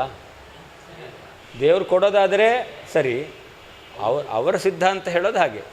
ನಾವು ಹೇಳ್ತೇವೆ ದೇವರನ್ನೇ ತಿರಸ್ಕಾರ ಮಾಡಿದರೆ ನಿಮಗೆ ಮೋಕ್ಷ ಆಗಲ್ಲ ಅಂತ ನಾವು ಹೇಳ್ತೇವೆ. ಹಾಂ, ಅವ್ರ ಸಿದ್ಧಾಂತದಲ್ಲಿ ಅವ್ರು ಹೇಳ್ಕೊಳ್ತಾರೆ. ಯಸ್ತು ಪ್ರಸ್ತೂಯತೆ ಶ್ರುತ್ಯ ನಿತ್ಯ ಮುಕ್ತತಯ ಪ್ರಭು ಸನಿರ್ದೋಷೋ ವಿಜಯತೆ ಹಯಗ್ರೀವಾ ವಿಧೋ ಹರಿ. ಹಿಂದೆ ಹೇಳಿದ್ರಲ್ಲ, ಮುಕ್ತರಿಗೇನೆ ವಿಧಿ ನಿಷೇಧಗಳ ಲೇಪ ಇಲ್ಲ. ಅದರಿಂದ ಏನಾಯಿತು? ಅದಕ್ಕೆ ಹೇಳ್ತಾರೆ ಯಸ್ತು ಶ್ರುತ್ಯ ನಿತ್ಯಮುಕ್ತತೆಯ ಪ್ರಸ್ತೂಯತೆ ಅಂತ. ನಮ್ಮ ಪ್ರಭು ಸ್ವಾಮಿ ಭಗವಂತ ಇದ್ದಾನಲ್ಲ, ಅವನನ್ನು ವೇದಗಳು ನಿತ್ಯಮುಕ್ತ ಅಂತ ಹೇಳುತ್ತೆ. ಅವನು ಯಾವತ್ತೂ ಸಂಸಾರದ ಬಂಧನಕ್ಕೆ, ಸಂಸಾರದಲ್ಲಿ ವಿಧಿ ನಿಷೇಧಗಳ ಬಂಧನಕ್ಕೆ ಒಳಗಾದವನಲ್ಲ. ಸಂಸಾರದಲ್ಲಿ ಇದ್ದಿದ್ದರೆ ಸಂಸಾರದಲ್ಲಿರುವ ವಿಧಿ ನಿಷೇಧಗಳಿಗೆ ಒಳಗಾಗ್ತಾ ಇದ್ದ. ಸಂಸಾರವೇ ಇಲ್ಲ ಅಂದಮೇಲೆ ಅವನಿಗೆ ವಿಧಿ ನಿಷೇಧಗಳ ಲೇಪ ಇಲ್ಲ ಎಂಬುದಾಗಿ ಶ್ರುತಿ ಎಂಬತಕ್ಕಂಥದ್ದು ಅವನನ್ನು ಸಮರ್ಥನೆ ಮಾಡ್ತಾ ಇದೆ ಅಂತ. ಅದರಿಂದ ಸ ನಿರ್ದೋಷ ವಿಜಯತೆ, ಅದರಿಂದ ದೋಷರಹಿತನಾಗಿರ್ತಕ್ಕಂಥ ಪರಮಾತ್ಮ ಯಾರವನು? ಹಯಗ್ರೀವಾಭಿದೋ ಹರಿಹಿ, ನಮ್ಮ ಪ್ರಭು, ನಮ್ಮ ಉಪಾಸ್ಯ ಮೂರ್ತಿ ಹಯಗ್ರೀರೂಪಿಯಾದ ಪರಮಾತ್ಮ ಅವನು ವಿಜಯತೆ, ಅವನು ಸರ್ವೋತ್ತಮನಾಗಿದ್ದಾನೆ. ಪಾಪದ ಲೇಪ ಇಲ್ಲ, ಆದ್ದರಿಂದ ಅವನು ಸರ್ವೋತ್ತಮ, ಸ್ವತಂತ್ರ ಅಂತ ಸಿದ್ಧವಾಗುತ್ತೆ. ಎಷ್ಟು ಯಾವ ಪ್ರಭು ಸಮರ್ಥನಾದಂತಹ ಪರಮಾತ್ಮನು ನಿತ್ಯಮುಕ್ತತೆಯ, ನಿತ್ಯಮುಕ್ತ ಎಂಬುದಾಗಿ ಶ್ರುತ್ಯ ವೇದದಿಂದ ಪ್ರಸ್ತೂಯತೆ ಚೆನ್ನಾಗಿ ಸ್ತೋತ್ರ ಮಾಡಲ್ಪಡ್ತಾ ಇದ್ದಾನೋ ಸಹ ಅಂತಹ ನಿರ್ದೋಷ ದೋಷರಹಿತನಾದ ಹಯಗ್ರೀವಾಭಿಧ, ಹಯಗ್ರೀವ ಎಂಬುದಾಗಿ ಹೆಸರುಳ್ಳಂತಹ ಹರಿಹಿ ಪರಮಾತ್ಮನು ವಿಜಯತೆ ಸರ್ವೋತ್ತಮನಾಗಿದ್ದಾನೆ. ಎಷ್ಟು ಯಾವ ಪ್ರಭು ಸಮರ್ಥನಾದಂತಹ ಪರಮಾತ್ಮನು ನಿತ್ಯಮುಕ್ತತೆಯ, ನಿತ್ಯಮುಕ್ತ ಎಂಬುದಾಗಿ ಶ್ರುತ್ಯ ವೇದದಿಂದ ಪ್ರಸ್ತೂಯತೆ ಚೆನ್ನಾಗಿ ಸ್ತೋತ್ರ ಮಾಡಲ್ಪಡ್ತಾ ಇದ್ದಾನೋ ಸಹ ಅಂತಹ ನಿರ್ದೋಷ ದೋಷರಹಿತನಾದಂತಹ ಹಯಗ್ರೀವಾಭಿಧ, ಹಯಗ್ರೀವ ಎಂಬುದಾಗಿ ಹೆಸರುಳ್ಳಂತಹ ಹರಿಹಿ ಪರಮಾತ್ಮನು ವಿಜಯತೆ ಸರ್ವೋತ್ತಮನಾಗಿದ್ದಾನೆ. ಅಲ್ಲ ಅಲ್ಲ ಸಂಸಾರದಲ್ಲಿದ್ದಾರೆ ಅವರು, ಎಲ್ಲರನ್ನೂ ತಾವು ಹೋಗಬೇಕಾದ್ರೆ ಮೋಕ್ಷ ಕರ್ಕೊಂಡು ಹೋಗ್ತಾರೆ. ಅವ್ರು ನಿತ್ಯ ಮುಕ್ತರಲ್ಲ, ಇವಾಗ ಮುಕ್ತರೇ ಅಲ್ಲ, ನಿತ್ಯ ಮುಕ್ತರಲ್ಲ, ಈಗ ಮುಕ್ತರೇ ಅಲ್ಲ, ಈಗ ಇನ್ನೂ ಇವರು ಸಂಸಾರದಲ್ಲೇ ಇದ್ದಾರೆ. ಮುಕ್ತಾನಾಮಪಿ ವಿಧಿ ನಿಷೇಧ ರೂಪಬಂಧ ನಾಸ್ತಿ ಕಿಲ ನಿತ್ಯಮುಕ್ತ್ಯಸ್ಯತು ಕಿಮುತ ಇತಿ ಭಾವೇನ ಆಹ. ಮುಕ್ತರಾದವರಿಗೆ ವಿಧಿ ನಿಷೇಧಗಳ ಬಂಧ ಇಲ್ಲ, ಲೇಪ ಇಲ್ಲ ಅಂದಮೇಲೆ ನಿತ್ಯ ಮುಕ್ತನಾದವನಿಗೆ ವಿಧಿ ನಿಷೇಧಗಳ ಲೇಪ ಕಿಮುತ ಇಲ್ಲ ಅಂತೇನು ಹೇಳಬೇಕು ಅಂತ ಹೇಳ್ತಾರೆ. ಕೈಮುತ್ಯ ನ್ಯಾಯ.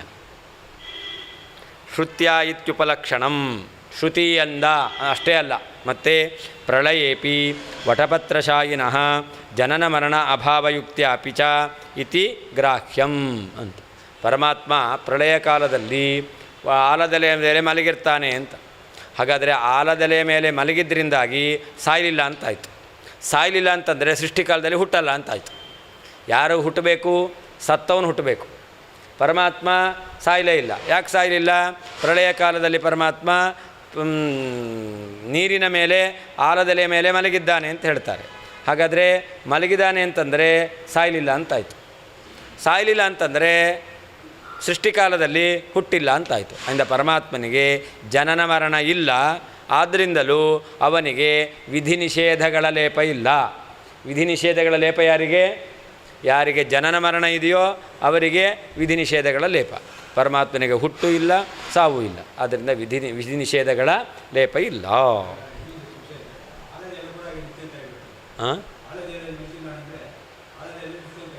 ಹೌದು, ಆಲದೆಲೆ ಯಾರದು?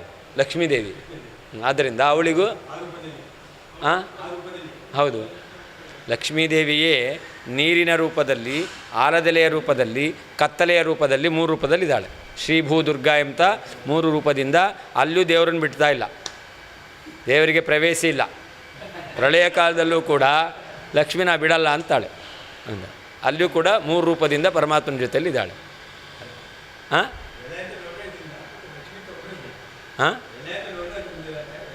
ಎಲೆ ಅಲ್ಲ, ಅದು ಲಕ್ಷ್ಮಿಯೇ ಎಲೆಯ ರೂಪದಲ್ಲಿ ಇದ್ದಾಳೆ.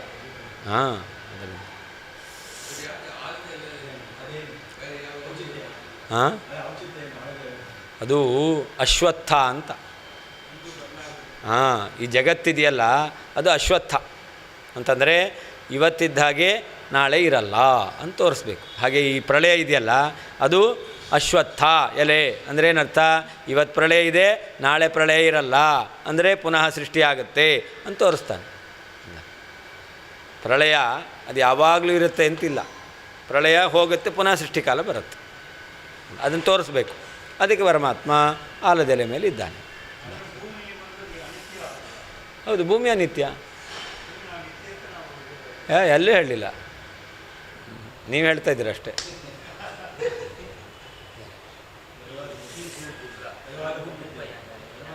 ಹಾಂ ಹಾಂ ಹೌದು. ಕತ್ತಲೆ, ನೀರು, ಎಲೆ. ಶ್ರೀರೂಪದಿಂದ ಎಲೆ, ನೀರಿನ ರೂಪದಿಂದ ಭೂ, ಆಮೇಲೆ ಕತ್ತಲೆ ರೂಪದಲ್ಲಿ ದುರ್ಗಾ.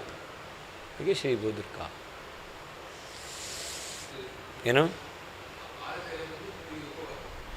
ಶ್ರೀರೂಪ, ಭೂರೂಪ, ಕತ್ತಲೆಯಿಂದ ದುರ್ಗಾ ರೂಪ. ಹಾಂ, ಪ್ರಳಯ ಹಾಂ ನಿತ್ಯ ಅಲ್ಲ, ಅದು ಸಾಯೋ ತನಕ ನಿತ್ಯ ಅಂತ ನಾವು ಹೇಳ್ತೀವ? ಸಾಯೋ ತನಕ ನಿತ್ಯ ಅಂತ ನಮ್ಮನ್ನು ಹೇಳ್ಕೊಳ್ಳಲ್ಲ ನಾವು.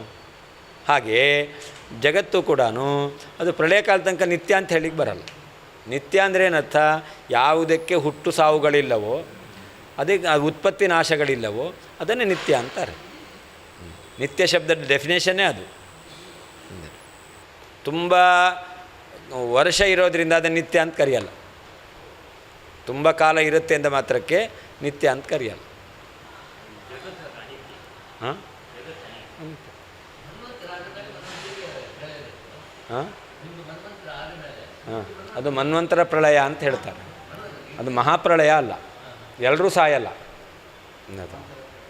ಅದು ಮಹಾಪ್ರಳಯದಲ್ಲಿ ಬ್ರಹ್ಮದೇವರಿಂದ ಆರಂಭ ಮಾಡಿ ಹುಟ್ಟಿದ ಎಲ್ಲ ಜೀವರು ಸಾಯ್ತಾರೆ. ಯಾರು? ಮನ್ವಂತರದಲ್ಲಿ ಪ್ರಳಯದಲ್ಲಿ ಆಗಬೇಕಾದ್ರೆ ಭೂಲೋಕಕ್ಕೆ ನಾಶ ಆಗುತ್ತೆ. ಆ ಭೂಲೋಕದಲ್ಲಿ ಯಾರು ಜೀವರು ಇರಲ್ಲ, ನಾಶ ಆಗ್ತಾರೆ, ಪುನಃ ಹುಡ್ತಾರೆ, ಪುನಃ ಎಲ್ಲ ಹೊಸದಾಗಿ ಉತ್ಪತ್ತಿ ಆಗುತ್ತೆ. ಸ್ವರ್ಗಾದಿಗಳಿಗೆ ನಾಶ ಎಂಬತಕ್ಕಂಥದ್ದಿಲ್ಲ.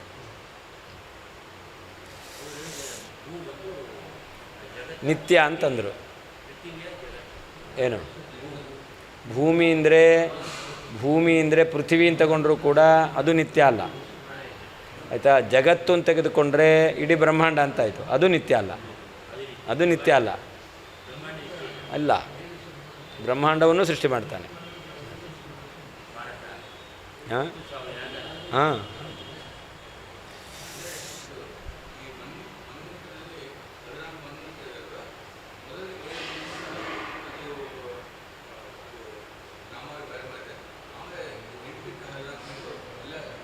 ಸಾವರಣೆ ಅಂತಿದೆ. ಅದಕ್ಕೆ ಸಮಾನವಾದ ಗುಣಧರ್ಮ ಉಳ್ಳವರು ಅಂತಾರೆ. ಇಂದ್ರ ಸಾವರಣಿ ಅಂತ ಹೇಳ್ತಾರೆ.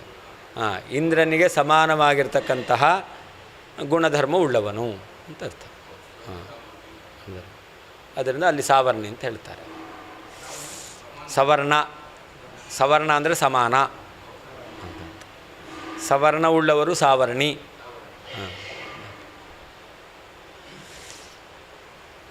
ವ್ರತಸ್ಥ ಹಸ್ತವಿನ್ಯಸ್ತ ಸೂತ್ರಾತ್ತೇ ಸೂತಕಾಂಹಸ ನ ಲಿಪ್ಯತೆ ಕಿಲ ಸ್ತ್ರೀ ಚ ಹಂತೇಶೋ ಲಿಪ್ಯತೆ ಕಿಲ. ಹೇಳ್ತಾರೆ, ಜೈನರ ಮತದಲ್ಲಿ ಕೈಗೆ ಒಂದು ವ್ರತದೀಕ್ಷಿತರಾದಾಗ ಸೂತ್ರ ದಾರವನ್ನು ಕಟ್ಕೊಂಡ್ರೆ ಆ ವ್ರತದೀಕ್ಷಿತಳಾಗಿರ್ತಕ್ಕಂಥ ಮಹಿಳೆ ರಜಸ್ವಲೆಯಾದರೂ ಕೂಡ ಅವಳಿಗೆ ದೋಷ ಇಲ್ಲ. 30-40 ದಿನಗಳ ಕಾಲ ಅನುಷ್ಠಾನ ಮಾಡ್ತಕ್ಕಂಥ ವ್ರತ, ಆ ವ್ರತ ಕಾಲದಲ್ಲಿ ರಜಸ್ವಲೆ ಆಗ್ತಾಳೆ. ಅದರಿಂದ ಅವಳು ಆ ವ್ರತ ಅದಕ್ಕೆ ಭಂಗ ಬರುತ್ತೆ. ಆದರೆ ಅವರ ಮತದಲ್ಲಿ ಆ ವ್ರತ ಹಿಡಿದಿರುವಂಥ ಸ್ತ್ರೀ ಏನಾದರೂ ಒಂದು ಸೂತ್ರ, ಅದಕ್ಕೆ ಹೇಳ್ತಾರೆ ಹಸ್ತವಿನ್ಯಸ್ತ ಸೂತ್ರಾತ್, ಕೈಗೆ ಕೊಟ್ಕೊಂಡಿರ್ತಕ್ಕಂತಹ ಕಂಕಣ ಅಂತ ಬೇಕಾದ್ರೆ ಹೇಳ್ರಿ. ಸೂತ್ರ ಅಂದರೆ ಕಂಕಣ ಕಟ್ಕೊಳ್ಳೋದು. ಅದು ನಾವು ಹೇಳ್ತೇವೆ. ಯಾರು ಕಂಕಣಬದ್ಧರಾಗಿದ್ದಾರೋ ಅಂತಹ ವ್ಯಕ್ತಿಗಳು, ಅವರಿಗೆ ತಂದೆ ತಾಯಿಗಳ ಮರಣದಿಂದ ಸೂತಕ ಅದು ಮಾತ್ರ ಲೇಪ ಆಗುತ್ತೆ. ಅದು ಬಿಟ್ಟು ಬೇರೆಯವರ ಮರಣ ಆದರೆ ಮಾವ,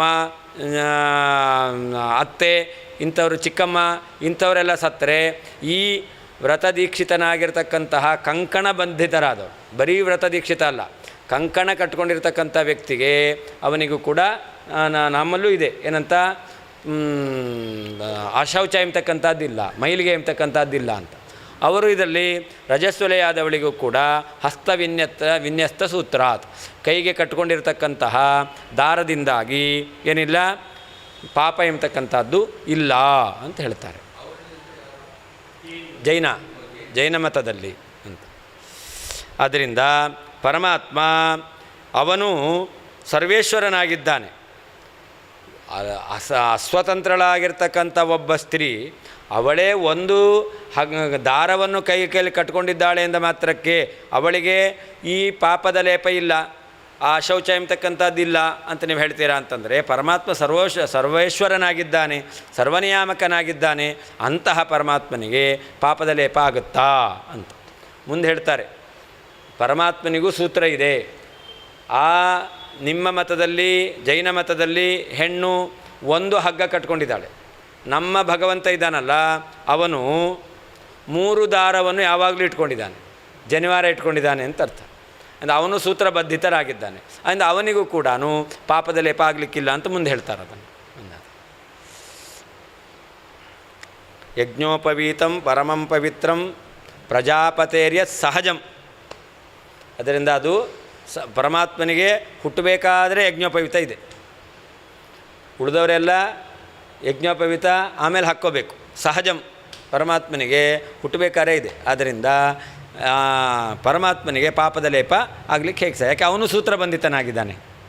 ಹೇಗೆ ಸೂತ್ರಬಂಧಿತಳಾದಂತಹ ಸ್ತ್ರೀಗೆ ರಜಸ್ವಲಾದಿ ದೋಷ ಇಲ್ಲ ಅಂತ ಹೇಳ್ತಿರೋ, ಹಾಗೆ ನಮ್ಮ ಪರಮಾತ್ಮನು ಕೂಡ ಸೂತ್ರಬಂಧಿತನಾಗಿದ್ದಾನೆ. ಅಷ್ಟೇ ಅಲ್ಲ, ಮುಂದೆ ಹೇಳ್ತಾರೆ ಬ್ರಹ್ಮಸೂತ್ರ ಅವುಗಳಿಂದ ಪ್ರತಿಪಾದ್ಯನಾಗಿದ್ದಾನೆ. ಅಷ್ಟೇ ಅಲ್ಲ, ಬ್ರಹ್ಮಸೂತ್ರವನ್ನು ನಿರ್ಮಾಣ ಮಾಡಿದವನಾಗಿದ್ದಾನೆ. ಸೂತ್ರ ಬಂಧಿತರಾದವರಿಗೆ ಪಾಪ ಇಲ್ಲ ಅಂತಂದರೆ ಸೂತ್ರ ನಿರ್ಮಾಣ ಮಾಡಿರ್ತಕ್ಕಂತಹ ಪರಮಾತ್ಮನಿಗೆ ಪಾಪ ಎಲ್ಲಿ ಅಂತ ಅದನ್ನು ಮುಂದೆ ವರ್ಣನೆ ಮಾಡ್ತಾರೆ. ವ್ರತನಿಷ್ಠಳಾದಂತಹ ತೇ ನಿನ್ನ ಸ್ತ್ರೀಯು ಹಸ್ತ ವಿನ್ಯಸ್ತ ಸೂತ್ರಾತ್ ಕೈಯಲ್ಲಿ ಕಟ್ಟಿಕೊಂಡಂತಹ ದಾರದಿಂದ ಸೂತಕಾಂಹಸ ರಜೋದರ್ಶನದಿಂದ ಬಂದಿರತಕ್ಕಂತಹ ದೋಷದಿಂದ ನಲಿಪ್ಯತೆ ಕಿಲ ಲೇಪ ಹೊಂದುವುದಿಲ್ಲ ಅಷ್ಟತಾನೆ. ಈಶಃ ಪರಮಾತ್ಮನು ಲಿಪ್ಯತೆ ದೋಷವುಳ್ಳವನಾಗುವವನು ಹೇಗೆ ಅಂತ ಆಶ್ಚರ್ಯ. ವ್ರತನಿಷ್ಠಳಾದ ತೇ ನಿನ್ನ ಸ್ತ್ರೀಯು ಹಸ್ತ ವಿನ್ಯಸ್ತ ಸೂತ್ರಾತ್ ಕೈಯಲ್ಲಿ ಕಟ್ಟಿಕೊಂಡ ದಾರದಿಂದಾಗಿ ಸೂತಕಾಂಹಸ ರಜಸ್ವಲೆಯಾದ್ದರಿಂದ ಬರತಕ್ಕಂಥ ದೋಷದಿಂದ ನಲಿಪ್ಯತೆ ಕಿಲ ಲೇಪಿಸಲ್ಪಡುವುದಿಲ್ಲವಷ್ಟೇ. ಈಶಃ ಪರಮಾತ್ಮನು ಲಿಪ್ಯತೆ ಕಿಲ ಅವನು ದೋಷವುಳ್ಳವನಾಗ್ತಾನೆ ಅಂತ ಬಹಳ ಆಶ್ಚರ್ಯ. ಹರೇಹೇ ದೋಷಿತ್ವ ಕಥಾಂ ಪ್ರತಿಬಂಧ್ಯ ಪರಿಹರತಿ. ಪರಮಾತ್ಮನು ವಿಧಿನಿಷೇಧಗಳಿಗೆ ಒಳಗಾಗಿದ್ದಾನೆ, ಪಾಪದ ಲೇಪ ಉಳ್ಳವನಾಗಿದ್ದಾನೆ ಅಂತ ಹೇಳಿದ್ರೆ ಅದನ್ನು ಪ್ರತಿಬಂಧಿಯಿಂದ, ಅಂದರೆ ನಿಮ್ಮ ವ್ರತನಿಷ್ಠಳಾದ ಸ್ತ್ರೀಗೇನೆ ಪಾಪದ ಲೇಪ ಇಲ್ಲ ಅಂದಮೇಲೆ ಸರ್ವೋತ್ತಮನಾದ ಪರಮಾತ್ಮನಿಗೆ ಪಾಪದ ಲೇಪ ಹೇಗೆ ಅಂತ ಈ ಪ್ರತಿಬಂಧಿಯ ಮೂಲಕ ಅದನ್ನು ಪರಿಹಾರ ಮಾಡ್ತಾ ಇದ್ದಾರೆ. ವ್ರತಸ್ಥ ಅಂದರೆ ಏನರ್ಥ?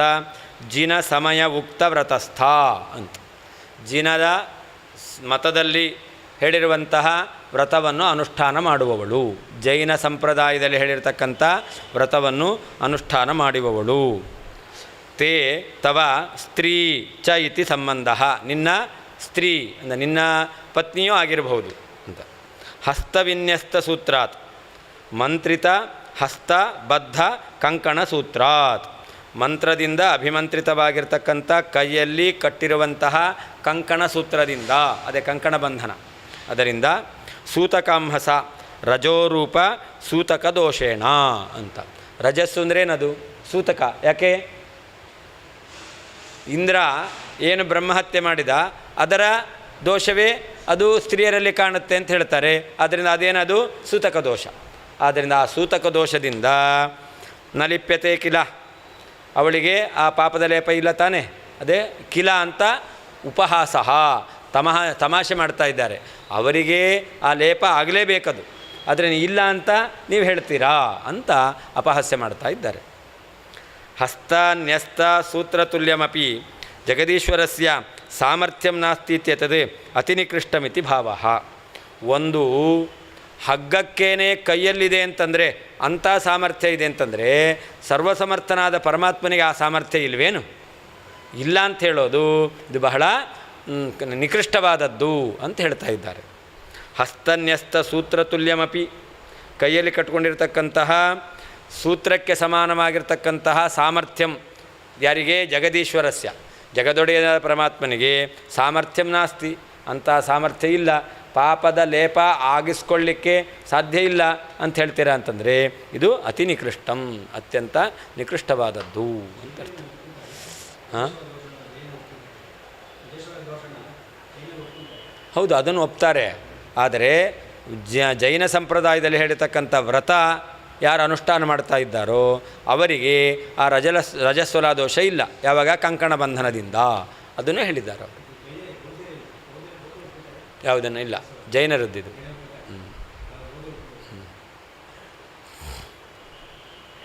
ಕಾಭಿ ಸ್ವಗುಣ ಸಂಬದ್ಧ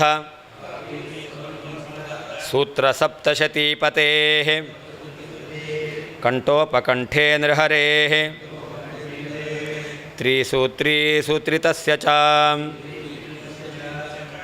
ಹೇಳ್ತಾರೆ, ಯಾವುದೋ ಒಬ್ಬ ನೇಕಾರ, ಅವನು ನೇಯ್ದೆದ್ದು ಆ ದಾರವನ್ನು ನಿರ್ಮಾಣ ಮಾಡಿದ್ದಾರು. ಯಾವುದೋ ಒಬ್ಬ ಆ ನೂಲನ್ನು ನಿರ್ಮಾಣ ಮಾಡುವವನು, ಅವನು ನೇಯ್ದಂತಹ ಹಗ್ಗವನ್ನು ಕಟ್ಟಿಕೊಂಡಿದ್ದರಿಂದಲೇ ಆ ಜೈನ ಮತದ ಸ್ತ್ರೀಗೆ ವ್ರತನಿಷ್ಠಳಾದಾಗ ಸೂತಕಾದಿ ದೋಷ ಎಂಬತಕ್ಕಂಥದ್ದು ಇಲ್ಲ ಅಂತ ಹೇಳ್ತೀರ. ಹಾಗೆ ವೇದವ್ಯಾಸದೇವರು ಯಾರೋ ನಿರ್ಮಾಣ ಮಾಡಿದ ಸೂತ್ರ ಅಲ್ಲ, ತಾವೇ ನಿರ್ಮಾಣ ಮಾಡಿದ ಸೂತ್ರ. ಇಲ್ಲಿ ಸೂತ್ರ ಅನ್ನೋದಕ್ಕೆ ದ್ವಂದ್ವಾರ್ಥ.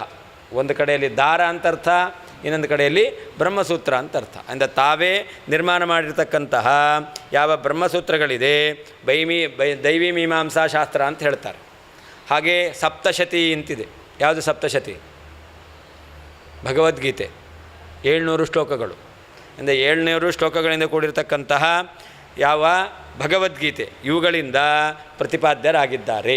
ಅಂತಹ ಮಹಿಮೆ ಇರತಕ್ಕಂತಹ ಪರಮಾತ್ಮನಿಗೆ ಅಷ್ಟೇ ಅಲ್ಲ, ಅವನು ತ್ರಿಸೂತ್ರಿ, ಅವನು ಜನಿವಾರ ಎಂಬತಕ್ಕಂತಹ 3 ದಾರ ಅದನ್ನು ಕಟ್ಕೊಂಡಿದ್ದಾನೆ.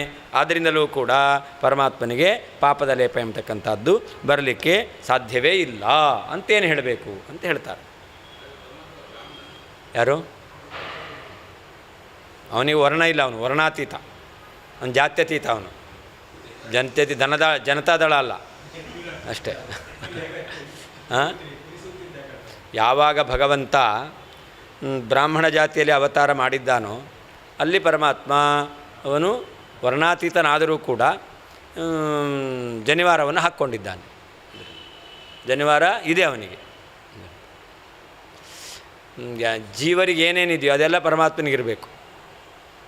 ಜೀವರು ಜನಿವಾರ ಹಾಕ್ಕೋತಾರೆ ಅಂದರೆ ಅದು ಪರಮಾತ್ಮನಿಗೆ ಇರಲೇಬೇಕು. ಅದನ್ನು ಹಾಂ, ಹೌದು, ವರ್ಣರಹಿತ ಅವನು. ವರ್ಣ ಅಂದರೆ ಬ್ರಾಹ್ಮಣ, ಕ್ಷತ್ರಿಯ, ವೈಶ್ಯ, ಶೂದ್ರ. ಬಿಳಿ, ಕಪ್ಪು, ಕೆಂಪು ಆ ವರ್ಣ ಅಲ್ಲ. ಹಾಂ, ಅದಲ್ಲ. ಆ ಜಾತಿ ಅತೀತ, ಅದಕ್ಕೆ ಹೇಳಿ ಜಾತ್ಯತೀತ ಅಂತ ಅವನು. ಆದರೂ ಅವನಲ್ಲಿ ಜನಿವಾರ ಎಂಬತಕ್ಕಂಥದ್ದಿದೆ. ಹಾಂ, ಅದೇ ಪರಮಾತ್ಮ ಎಲ್ಲ ರೂಪಗಳಿದೆ ಅವನಿಗೆ. ಜನಿವಾರ ಇರುವ ರೂಪವೂ ಇದೆ. ಹಾಂ, ಹೌದು, ಆ ರೂಪವೂ ಇದೆ ಅವನಿಗೆ. ಅದೇ ಸಕಲ ರೂಪ ಪರಮಾತ್ಮನಿಗಿರೋದರಿಂದ ಜನಿವಾರ ಇರುವಂಥ ರೂಪವೂ ಇದೆ.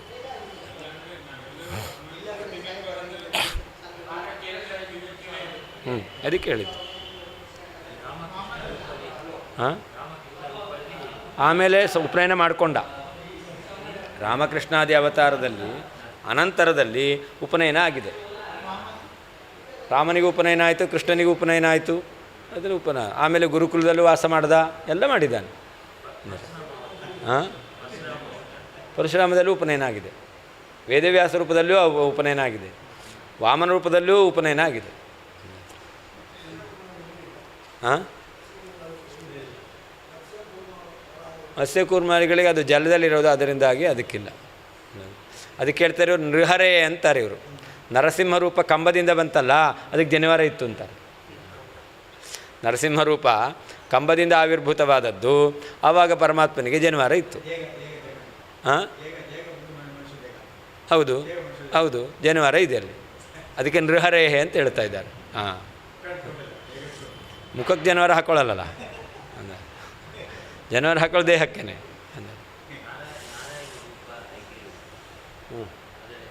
ಏನು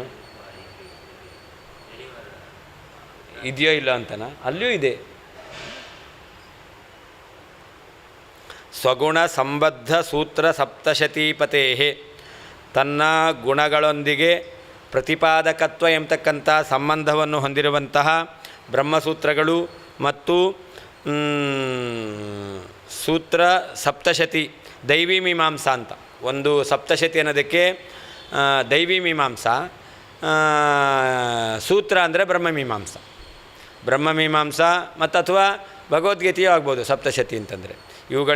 ಇವುಗಳಿಗೆ ಪತೇಹೇ, ರಚನೆ ಮಾಡಿದ್ರಿಂದ ಪತಿಯಾಗಿರುವಂತಹ, ಕಂಠೋಪಕಂಠೆ, ಕಂಠದ ಸಮೀಪದಲ್ಲಿ ಅಂದರೆ ಕಂಠ ಕುತ್ತಿಗೆ, ಅದರ ಸಮೀಪ ಅಂದರೆ ಭುಜ, ಕಂಠೋಪಕಂಠೆ ಅಂದರೆ ಕಂಠದ ಸಮೀಪದಲ್ಲಿ, ತ್ರಿಸೂತ್ರಿ ಸೂತ್ರಿತಸ್ಯ, 3 ಎಳೆಯ ಯಜ್ಞೋಪವೀತದಿಂದ ಧೃತನಾದ, ಧರಿಸಲ್ಪಟ್ಟಂತಹ ಯಜ್ಞೋಪವೀತವನ್ನು ಧಾರಣೆ ಮಾಡಿರುವಂತಹ ನೃಹರೇಹೇ, ಪುರುಷೋತ್ತಮನಾಗಿರ್ತಕ್ಕಂತಹ ಪರಮಾತ್ಮನಿಗೆ ಕಾಭೀಹಿ, ಯಾವ ಪಾಪದ ಭಯ ಇದೆ? ಅವಳಿಗೆ ಸೂತ್ರದಿಂದ ಭಯ ಇಲ್ಲ ಅಂದರೆ ಈ ಸೂತ್ರ ನಿರ್ಮಾಣ ಮಾಡಿರುವಂಥ ಪರಮಾತ್ಮನಿಗೆ ಯಾವ ಭಯ ಇದೆ? ಅದರಲ್ಲಿ 700 ಸೂತ್ರಗಳು. ಬ್ರಹ್ಮಸೂತ್ರ 564, ದೈವಿ ಮೀಮಾಂಸದಲ್ಲಿ 700 ಸೂತ್ರಗಳು. ಹಾಂ, 2 ನಮಗೆ ಇವಾಗ ಸೂತ್ರಗಳು ಲಭ್ಯ ಆಗಿರೋದು 2 ಸೂತ್ರ ಮಾತ್ರ, 3 ಸೂತ್ರ ಮಾತ್ರ. ಒಂದು ಅಥಾತೋ ದೈವಿ ಮೀಮಾಂಸಾ, ಆಮೇಲೆ ಸವಿಷ್ಣುರಾಹಿ ತಂ ಬ್ರಹ್ಮೇತ್ಯಾಚಕ್ಷತೆ ಅಂತಿಷ್ಟು ಮಾತ್ರ ಉಪಲಬ್ಧವಾಗಿದೆ, ಉಳಿದಿದ್ದಾಗಿಲ್ಲ. ಏನು ಅವರಿಂದ ಪರಮಾತ್ಮನೇ ಮಾಡಿಸಿದ್ದು. ಹೌದು.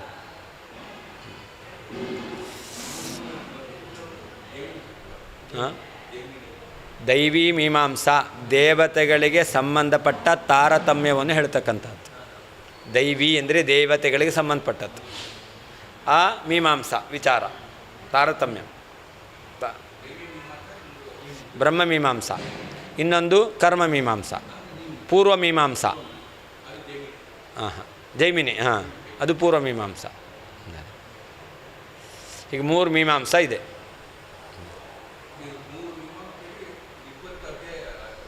ಹೌದು, 12, 4, 16, 4, 20. ದೈವಿ ಮೀಮಾಂಸಾ 12 ಅಧ್ಯಾಯ, ಇದು 4, 4. ಒಟ್ಟು 20 ಆಯಿತು. ಜೈಮಿನಿ ಅದು 4, 20.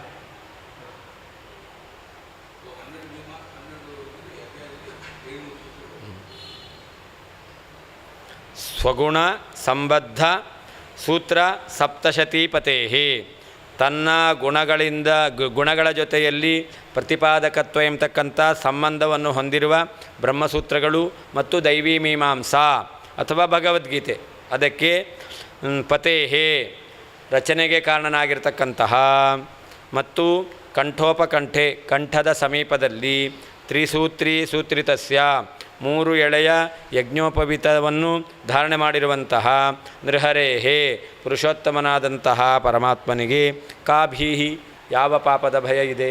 ಇಲ್ಲವೇ ಇಲ್ಲ.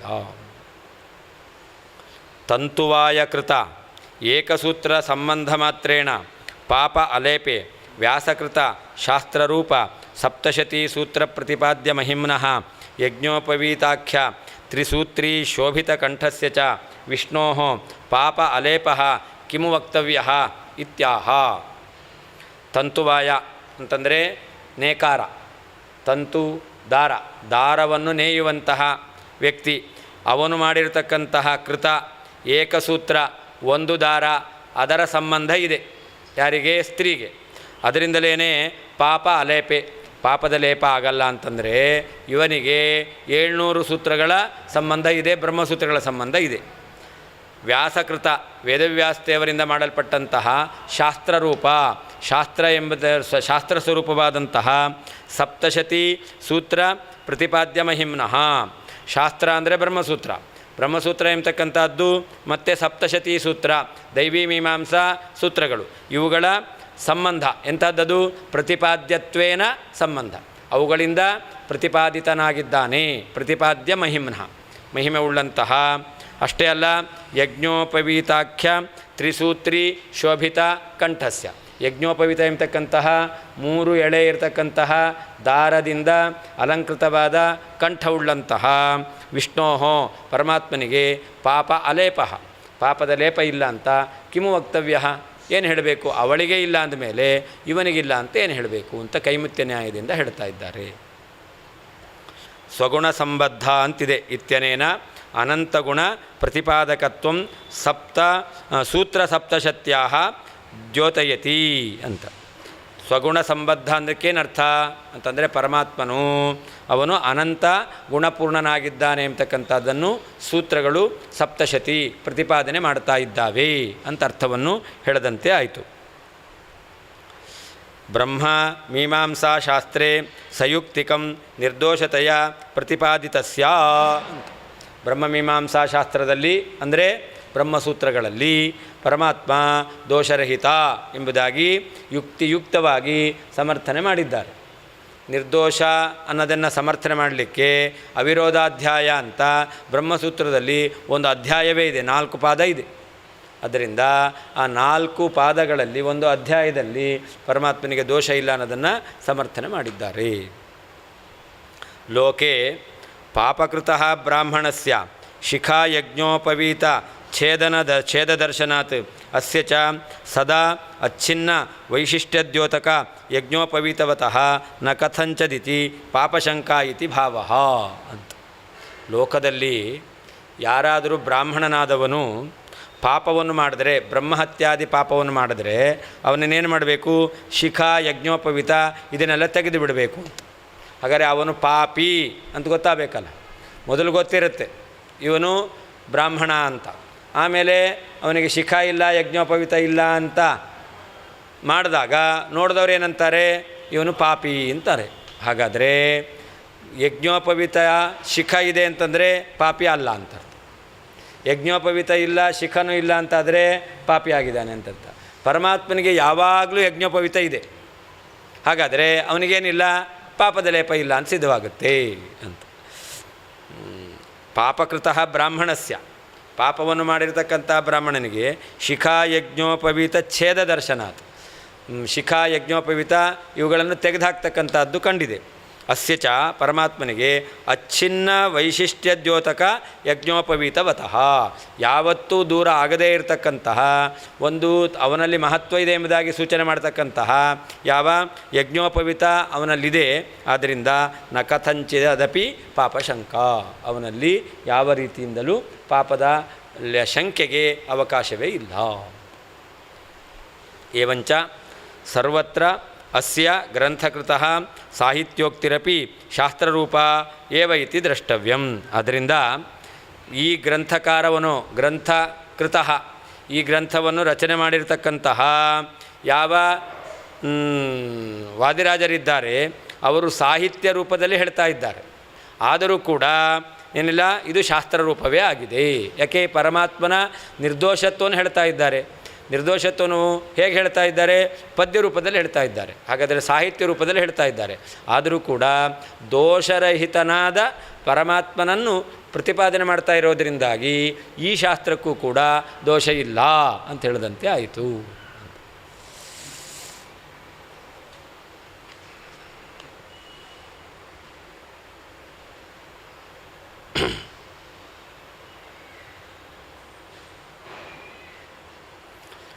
ಅಸ್ತ್ಯಾವಶ್ಯಕಧರ್ಮಸ್ಯ ಪ್ರತ್ಯವಾಯೋ ಕೃತೌ ಶ್ರುತೌ ಮುಕ್ತೆ ಮುಕ್ತತ್ವತೋऽಸೌ ನ ತತಸ್ತಚ್ಛಾಘವಾರಕಂ. ಪರಮಾತ್ಮನಿಗೆ ನಿತ್ಯ ಮುಕ್ತತ್ವ ಇರೋದರಿಂದ ಸಂಸಾರ ಎಂಬತಕ್ಕಂಥದ್ದು ಇಲ್ಲ. ಪರಮಾತ್ಮ ನಿತ್ಯ ಮುಕ್ತನಾಗಿರ್ತಕ್ಕಂಥ ಪರಮಾತ್ಮನಿಗೆ ಸಂಸಾರ ಎಂಬತಕ್ಕಂಥದ್ದು ಇಲ್ಲ. ಸಂಸಾರ ಇಲ್ಲ, ಆದ್ದರಿಂದ ಪಾಪದ ಲೇಪ ಇಲ್ಲ. ಯಾರಿಗೆ ಪಾಪದ ಲೇಪ ಆಗುತ್ತೆ? ಸಂಸಾರದಲ್ಲಿದ್ದವರಿಗೆ. ಪರಮಾತ್ಮನಿಗೆ ಸಂಸಾರ ಎಂಬತಕ್ಕಂಥದ್ದು ಇಲ್ಲ. ಯಾಕೆ ಹೇಳ್ತಾರೆ, ಯಾರು ಸಂಸಾರಾವಸ್ಥೆಯಲ್ಲಿ ನಿತ್ಯ ನೈಮಿತ್ತಿಕವಾದ ಕರ್ಮಗಳನ್ನು ಅವಶ್ಯವಾಗಿ ಮಾಡಲೇಬೇಕು. ಯಾರು ಸಂಸಾರದಲ್ಲಿದ್ದಾರೋ, ಈ ಮನುಷ್ಯನಾಗಿ ಹುಟ್ಟಿದ್ದಾನೋ ಅಂತಹ ವ್ಯಕ್ತಿ ಅವನು ಅವಶ್ಯವಾಗಿ ನಿತ್ಯ ಕರ್ಮಗಳನ್ನು ನೈಮಿತ್ಯ ಕರ್ಮಗಳನ್ನು ಮಾಡಲೇಬೇಕು.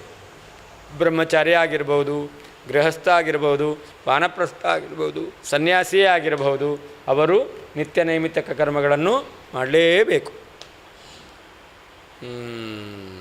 ಸಂಧ್ಯಾವಂದನಾದಿಗಳು, ಜಪ ತಪ ಇದೆಲ್ಲವೂ ಕೂಡ ಎಲ್ರಿಗೂ ಇರತಕ್ಕಂಥದ್ದು. ಬ್ರಾಹ್ಮಣರು, ಕ್ಷತ್ರಿಯರು, ವೈಶ್ಯರು ಇವರಿಗೆಲ್ಲ ಈ ಕರ್ಮ ಎಂಬತಕ್ಕಂಥದ್ದು ನಿತ್ಯ ಕರ್ಮ. ಸನ್ಯಾಸಿಗಳು ಕೂಡ ಪ್ರತಿ ದಿವಸ ಜಪತರ್ಪಣಾದಿಗಳನ್ನು ಮಾಡಲೇಬೇಕು. ವಿಶೇಷವಾದ್ದನ್ನು ಮಾಡಬೇಕು. ಕೃಷ್ಣಾಷ್ಟಮಿ ಬಂತು, ಕೇವಲ ಗೃಹಸ್ಥರಿಗೆ ಮಾತ್ರನಾ? ಅದು ಸನ್ಯಾಸಿಗಳಿಗೂ ಇದೆ. ಅನಂತ ವ್ರತ ಯಾರಿಗಿದೆ? ಸನ್ಯಾಸಿಗಳಿಗಿದೆ. ಹೀಗೆ ವಿಶೇಷ ನಿಮಿತ್ತದಿಂದ ಬರತಕ್ಕಂಥ ಏನು ಕರ್ಮ ಇದೆ ಅದನ್ನು ಅವ್ರು ಮಾಡಬೇಕು. ಇದು ಯಾರು ಮಾಡಬೇಕು? ಸಂಸಾರದಲ್ಲಿರ್ತಕ್ಕಂಥವ್ರು ಮಾಡಬೇಕು. ಆದರೆ ಯಾರು ಮುಕ್ತರಾಗಿದ್ದಾರೋ ಅಂತಹ ಅವರಿಗೆ ಅದು ಮಾಡಲಿಲ್ಲ ಅಂತಂದರೆ ದೋಷ ಆಗೋದಿಲ್ಲ. ಮುಕ್ತತ್ವತಃ ಅಸೌ, ಪರಮಾತ್ಮ ಮುಕ್ತನಾಗಿದ್ದಾನೆ. ಆದ್ದರಿಂದ ಅವನಿಗೂ ಕೂಡ ಈ ನಿತ್ಯ ನೈಮಿತ್ತಿಕ ಕರ್ಮಗಳ ಸಂಬಂಧ ಲೇಪ ಅವನಿಗಿಲ್ಲ. ಶ್ರುತೌ, ಸಂಸಾರಾವಸ್ಥೆಯಲ್ಲಿ ಅವಶ್ಯಕ ಧರ್ಮಸ್ಯ ಮಾಡಲೇಬೇಕಾಗಿರ್ತಕ್ಕಂಥ ನಿತ್ಯ ನೈಮಿತ್ತಿಕ ಕರ್ಮಗಳ ಅಕೃತವು ಮಾಡದೇ ಇದ್ದರೆ ಪಾಪವು ಅಸ್ತಿ ಇದೆ. ಪ್ರತ್ಯವಾಯ, ಪಾಪವು ಅಸ್ತಿ ಇದೆ. ಮುಕ್ತನಾದಂತಹ ಜೀವನಲ್ಲಿ ಮುಕ್ತತ್ವತಃ ಮುಕ್ತನಾಗಿದ್ದಾನೆ ಎಂಬ ಕಾರಣದಿಂದಲೇ ಅಸೌ ಈ ಪಾಪವು ಇಲ್ಲ. ತತಃ ಆದ್ದರಿಂದ ತಚ್ಚ ಆ ಮುಕ್ತತ್ವವು ಅಘವಾರಕಂ ಪಾಪದ ಲೇಪ ಇಲ್ಲ ಎಂಬತಕ್ಕಂಥದ್ದನ್ನು ತಿಳಿಸಿಕೊಡ್ತಾ ಇದೆ. ಶ್ರುತೌ, ಸಂಸಾರಾವಸ್ಥೆಯಲ್ಲಿ ಅವಶ್ಯಕ ಧರ್ಮಸ್ಯ ಮಾಡಲೇಬೇಕಾದ ನಿತ್ಯ ನೈಮಿತ್ಯ ಕರ್ಮಗಳ ಅಕೃತವು ಮಾಡದೇ ಇದ್ದರೆ ಪ್ರತ್ಯವಾಯ ಪಾಪವು ಅಸ್ತಿ ಇದೆ. ಮುಕ್ತನಾದಂತಹ ಜೀವನಲ್ಲಿ ಮುಕ್ತತ್ವತಃ ಮುಕ್ತನಾಗಿದ್ದಾನೆ ಎಂಬತಕ್ಕಂಥ ಕಾರಣದಿಂದಲೇ ಅಸೌ ಈ ಪಾಪವು ಇಲ್ಲ. ತತಃ ಆದ್ದರಿಂದ ತಚ್ಚ ಆ ಮುಕ್ತತ್ವವು ಅಘವಾರಕಂ ಪಾಪದ ಲೇಪ ಇಲ್ಲ ಅನ್ನೋದನ್ನು ತಿಳಿಸಿಕೊಡ್ತಾ ಇದೆ. ಬೇರೆ ಪ್ರಶ್ನೆಗೆ ಇದು ಪೀಠಿಕೆ ಆಗ್ತಾ ಇದ್ದಾರೆ. ಪರಮಾತ್ಮನಿಗೆ ಸಂಸಾರ ಇರಬೇಕು ಅನ್ನೋದಕ್ಕೆ ಪೀಠಿಕೆ, ಅದಕ್ಕೆ ಇಲ್ಲ ಅಂತ ಹೇಳ್ತಾ ಇದ್ದಾರೆ.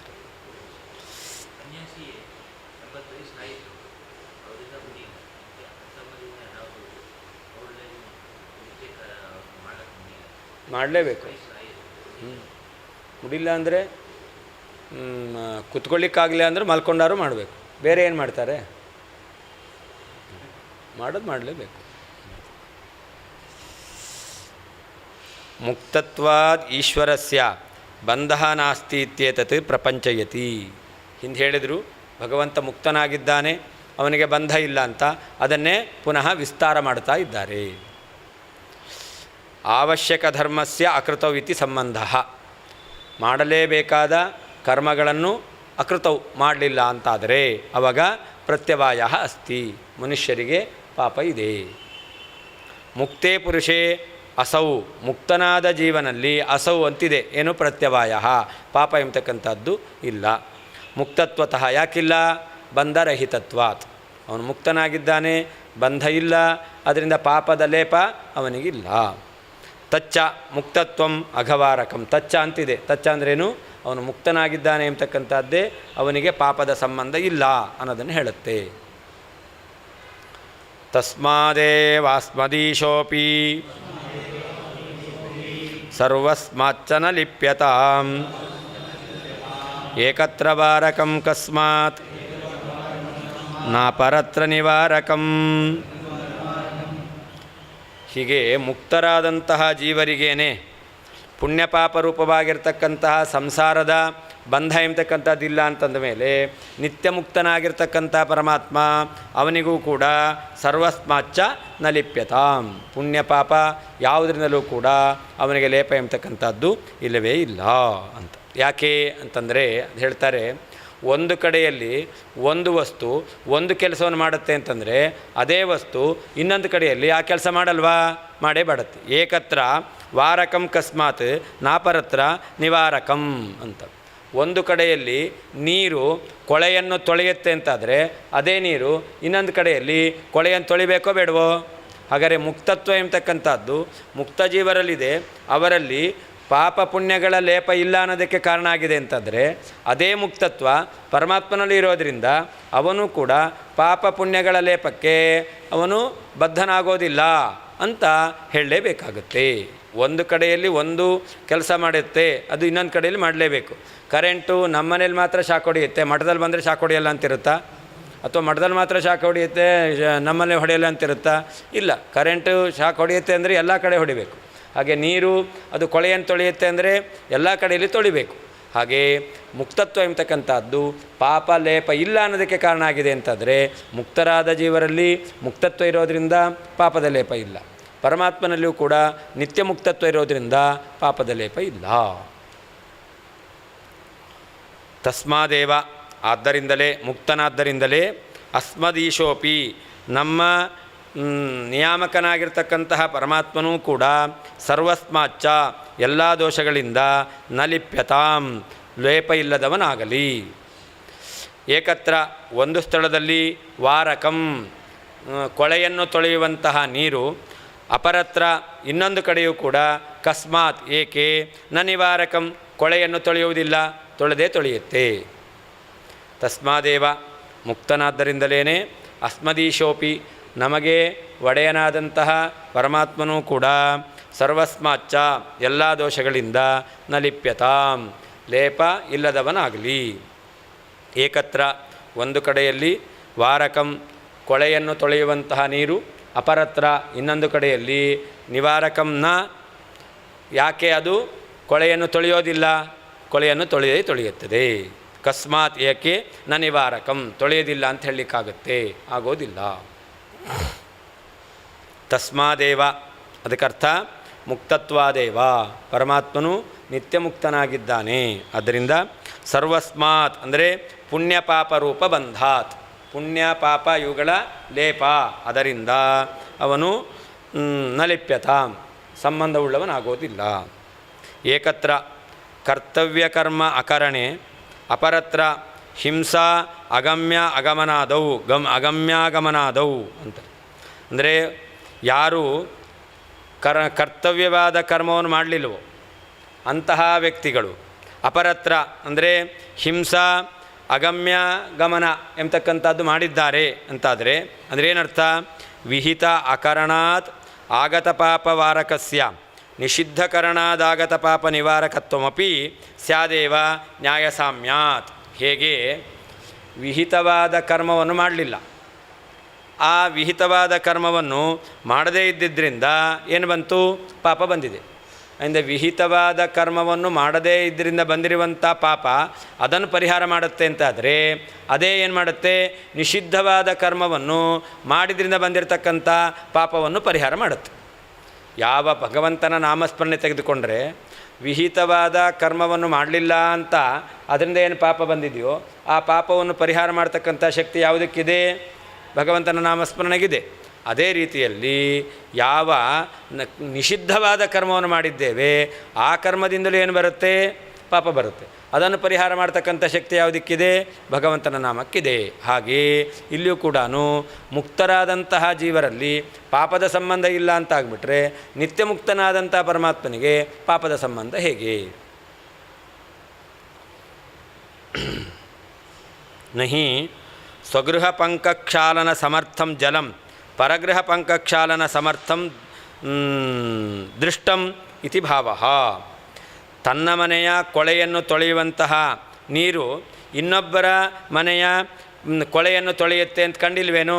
ಕಂಡೇ ಇದೆ. ಅದರಿಂದ ಇಲ್ಲಿಯೂ ಕೂಡ ಮುಕ್ತರಾದ ಜೀವರಲ್ಲಿ ಪಾಪದ ಲೇಪ ಇಲ್ಲ ಅಂತಂದರೆ ನಿತ್ಯ ಮುಕ್ತನಾದ ಪರಮಾತ್ಮನಲ್ಲೂ ಪುಣ್ಯ ಪಾಪಗಳ ಲೇಪ ಇಲ್ಲ. ಮುಕ್ತತ್ವಂಚ ಸದಾ ಕ್ಲೇಶ ವರ್ಜಿತತ್ವೇನ ಸಿದ್ಧ್ಯತಿ.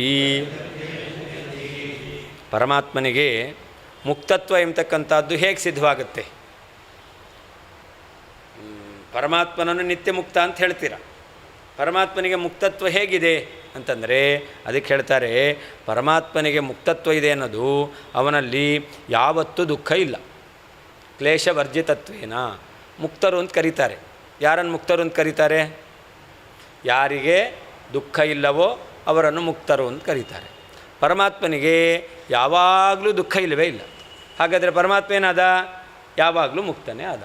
ಹೀಗೆ ಪರಮಾತ್ಮನಿಗೆ ಮುಕ್ತತ್ವ ಎಂಬತಕ್ಕಂಥದ್ದು ದುಃಖ ಇಲ್ಲ ಎಂಬತಕ್ಕಂಥ ಕಾರಣದಿಂದ ಸಿದ್ಧವಾಗುತ್ತೆ ಅಂತ ನಾವೆಲ್ಲ ಹೇಳ್ತೇವೆ.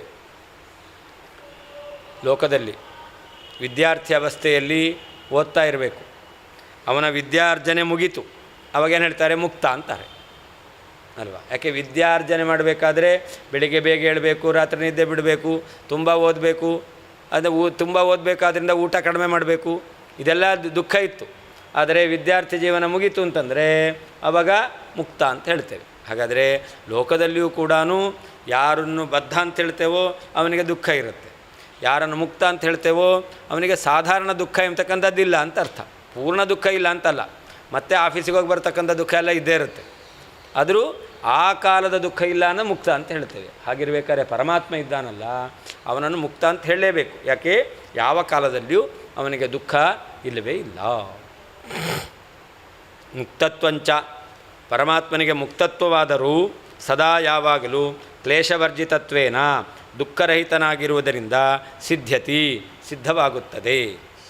ಮುಕ್ತತ್ವಂಚ ಪರಮಾತ್ಮನಿಗೆ ಮುಕ್ತತ್ವವಾದರೂ ಸದಾ ಯಾವಾಗಲೂ ಕ್ಲೇಶವರ್ಜಿತತ್ವೇನ ದುಃಖರಹಿತನಾದ್ದರಿಂದ ಸಿದ್ಧ್ಯತಿ ಸಿದ್ಧವಾಗುತ್ತದೆ.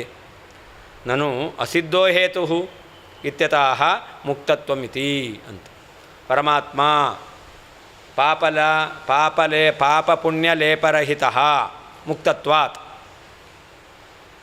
ಮುಕ್ತ ಜೀವವತ್ ಅಂತ ಹೇಳಬೇಕು.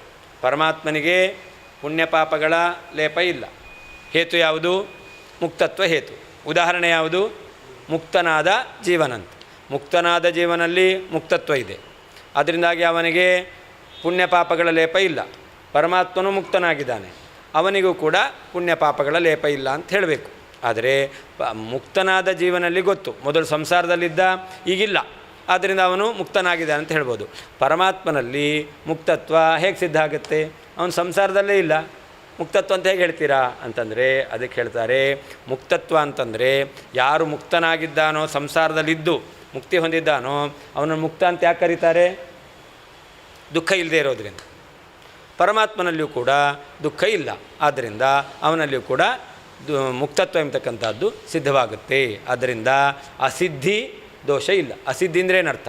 ಪಕ್ಷದಲ್ಲಿ ಹೇತು ಇಲ್ಲ ಅಂತಂದರೆ ಅಸಿದ್ಧಿ ಅಂತ ಅರ್ಥ. ಪಕ್ಷ ಪರಮಾತ್ಮ, ಅವನಲ್ಲಿ ಮುಕ್ತತ್ವ ಎಂಬತಕ್ಕಂಥದ್ದು ಇಲ್ಲ ಅಂತ ಆಕ್ಷೇಪ ಮಾಡಿದ್ರು, ಅದಕ್ಕೆ ಅವಕಾಶ ಇಲ್ಲ. ಪರಮಾತ್ಮನಲ್ಲಿ ದುಃಖ ಇಲ್ಲದಿರೋದ್ರಿಂದ ಮುಕ್ತತ್ವ ಇದೆ. ಹಾಗಾದರೆ ಪಕ್ಷ ಪರಮಾತ್ಮ, ಅವನಲ್ಲಿ ಮುಕ್ತತ್ವ ಹೇತು ಬಂತು, ಅಸಿದ್ಧಿ ಇಲ್ಲ. ನಾನು ಅಸಿದ್ಧೋ ಹೇತು ಇತ್ಯತಃ ಮುಕ್ತತ್ವ ಎಂಬತಕ್ಕಂಥ ಹೇತು ಪಕ್ಷದಲ್ಲಿ ಇಲ್ಲ ಅಂತ ಹೇಳ್ತೀವಿ ಅಂತಂದರೆ ಅದಿಲ್ಲ. ದುಃಖಮೇವ ಹಿ ಸಂಸಾರ ದೇಹಗೇಹಾದಿಕಂತೂ ದುಃಖ ಸಾಧನತ್ವಾತ್ ಸಂಸಾರ ಇತ್ಯುಪಚರ್ಯತೆ. ಸಂಸಾರ ಅಂದ್ರೇನು? ದುಃಖ. ಹಾಗಾದರೆ ನಾವೆಲ್ಲ ಹೇಳ್ತೇವಲ್ಲ, ಹೆಂಡತಿ ಮಕ್ಕಳು ಮನೆ ಮಠ ಇದೆಲ್ಲ ಸಂಸಾರ. ಈ ಸಂಸಾರ ಕಟ್ಕೊಂಡು ಸಾಕಾಗಿದೆ ಅಂತ ಹೇಳ್ತೇವಲ್ಲ, ಏನು ಹಾಗಾದರೆ? ಮನೆ ಮಠ ಆಸ್ತಿ ಇದೆಲ್ಲವೂ ಕೂಡ ಸಂಸಾರ ಅಂತ ಹೇಳ್ತೇವಲ್ಲ, ಅಂದರೆ ಇದೆಲ್ಲವೂ ಕೂಡ ದುಃಖಕ್ಕೆ ಕಾರಣ ಆಗಿದೆ. ಆದ್ದರಿಂದಾಗಿ ಇದನ್ನು ಸಂಸಾರ ಅಂತ ಕರೀತಾರೆ. ನಿಜವಾದ ಸಂಸಾರ ಅಂದರೆ ಯಾವುದು? ದುಃಖವನ್ನೇ ಸಂಸಾರ ಅಂತ ಕರೆಯೋದು. ಅತಃ ಏನು ಪರಮಾತ್ಮನ ಯಾಕೆ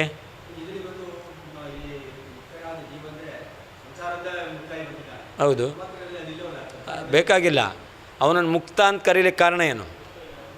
ಸಂಸಾರ ಬಿಟ್ಟು ಬಂದಿದ್ದಾನೆ ಅಂತ ಮುಕ್ತ ಅಂತ ಕರೆಯೋದಲ್ಲ. ಹಾಂ, ದೃಷ್ಟಾಂತ ಯಾವುದು? ಮುಕ್ತ. ಯಾಕೆ ಮುಕ್ತ? ದುಃಖರಹಿತನಾದ್ರಿಂದ ಮುಕ್ತ. ದುಃಖ ಇಲ್ಲ ಅಂತ ಅರ್ಥ. ಹಿಂದಿತ್ತು ಇಲ್ಲ ಅಲ್ಲ, ಒಟ್ಟು ಈಗ ಮುಕ್ತ ಅಂತ ಕರೀಲಿಕ್ಕೆ ಏನು ಕಾರಣ? ಹೌದು ಹೌದು, ಇಲ್ಲೂ ಕೂಡ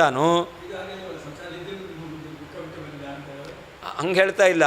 ಯಾವಾಗ ಮುಕ್ತ ಅಂತ ಕರಿತೀರೋ ಅವನನ್ನು ಮುಕ್ತ ಅಂತ ಯಾಕೆ ಕರಿತೀರಾ? ಹಾಂ ಹೌದು. ಪರಮಾತ್ಮನಲ್ಲಿ ದುಃಖ ಎಂಬತಕ್ಕಂಥದ್ದು ಇಲ್ಲವೇ ಇಲ್ಲ. ಇಂದ ದೇಹಗೇಹಾದಿಕಂತೂ ಈ ಶರೀರ ಇದು ಸಂಸಾರ ಅಂತ ಹೇಳ್ತೇವೆ. ಈ ಶರೀರ ಅಲ್ಲ, ಈ ಶರೀರ ದುಃಖಕ್ಕೆ ಕಾರಣ ಆಗಿದೆ. ಆದ್ದರಿಂದ ಇದನ್ನು ನಾವು ಸಂಸಾರ ಅಂತ ಕರಿತೇವೆ. ಹಾಗಾದರೆ ಸಂಸಾರ ಅಂದ್ರೇನು? ದುಃಖವನ್ನೇ ಸಂಸಾರ ಅಂತ ಕರೀತಾರೆ. ಉಳಿದಿದ್ದೆಲ್ಲವನ್ನು ಕೂಡ ಗೌಣ, ಅದು ಮುಖ್ಯವಾಗಿ ಸಂಸಾರ ಅಲ್ಲ. ಮುಖ್ಯವಾಗಿ ಸಂಸಾರ ದುಃಖವೇ, ಉಳಿದಿದ್ದೆಲ್ಲವೂ ಕೂಡ ದುಃಖಕ್ಕೆ ಕಾರಣ ಆಗಿದೆ. ಆದ್ದರಿಂದ ಅದನ್ನು ಸಂಸಾರ ಅಂತ ಕರೀತಾರೆ. ಅತಃ ಸರ್ವದಾ ದುಃಖರಹಿತತ್ವಾತ್, ಪರಮಾತ್ಮನಿಗೆ ಯಾವಾಗಲೂ ದುಃಖ ಇಲ್ಲ. ಮುಕ್ತತ್ವಂ ಹರೇಹೇ ಸೇರ್ಸ್ಯತಿ, ಅದನ್ನು ಪರಮಾತ್ಮ ಮುಕ್ತನಾಗ್ತಾನೆ. ಬೇಕಾಗಿಲ್ಲ. ನಹಿ ದೃಷ್ಟಾಂತೆ ಸರ್ವಸಾಮ್ಯಂ, ಎಲ್ಲಿಯೂ ಕೂಡ ಎಲ್ಲ ರೀತಿಯಿಂದ ಸಾಮ್ಯ ಹೇಳಲಿಕ್ಕೆ ಬರಲ್ಲ. ಹಾಂ, ಅಂದರೆ ನೀವು ಪರ್ವತಃ ವನ್ಯಮಾನ್ ಧೂಮಾತ್ ಅಂತ ಹೇಳ್ತೀರ. ಪರ್ವತದಲ್ಲಿ ಬೆಂಕಿ ಇದೆ ಅಂತ, ಹೇಗೆ ಮಹಾನಸದಂತೆ ಅಂತ. ಮಹಾನಸದಲ್ಲಿ ದಿವಸ ಬೆಂಕಿ ಹತ್ತತ್ತೆ ಆರೋಗುತ್ತೆ, ಪರ್ವತದಲ್ಲಿ ಹಾಗಾದ್ರೆ ಬರಲಿಲ್ಲಲ್ಲ. ಪರ್ವತದಲ್ಲಿ ಯಾವತ್ತೋ ಒಂದು ದಿವಸ ಇರೋದು ಬೆಂಕಿ.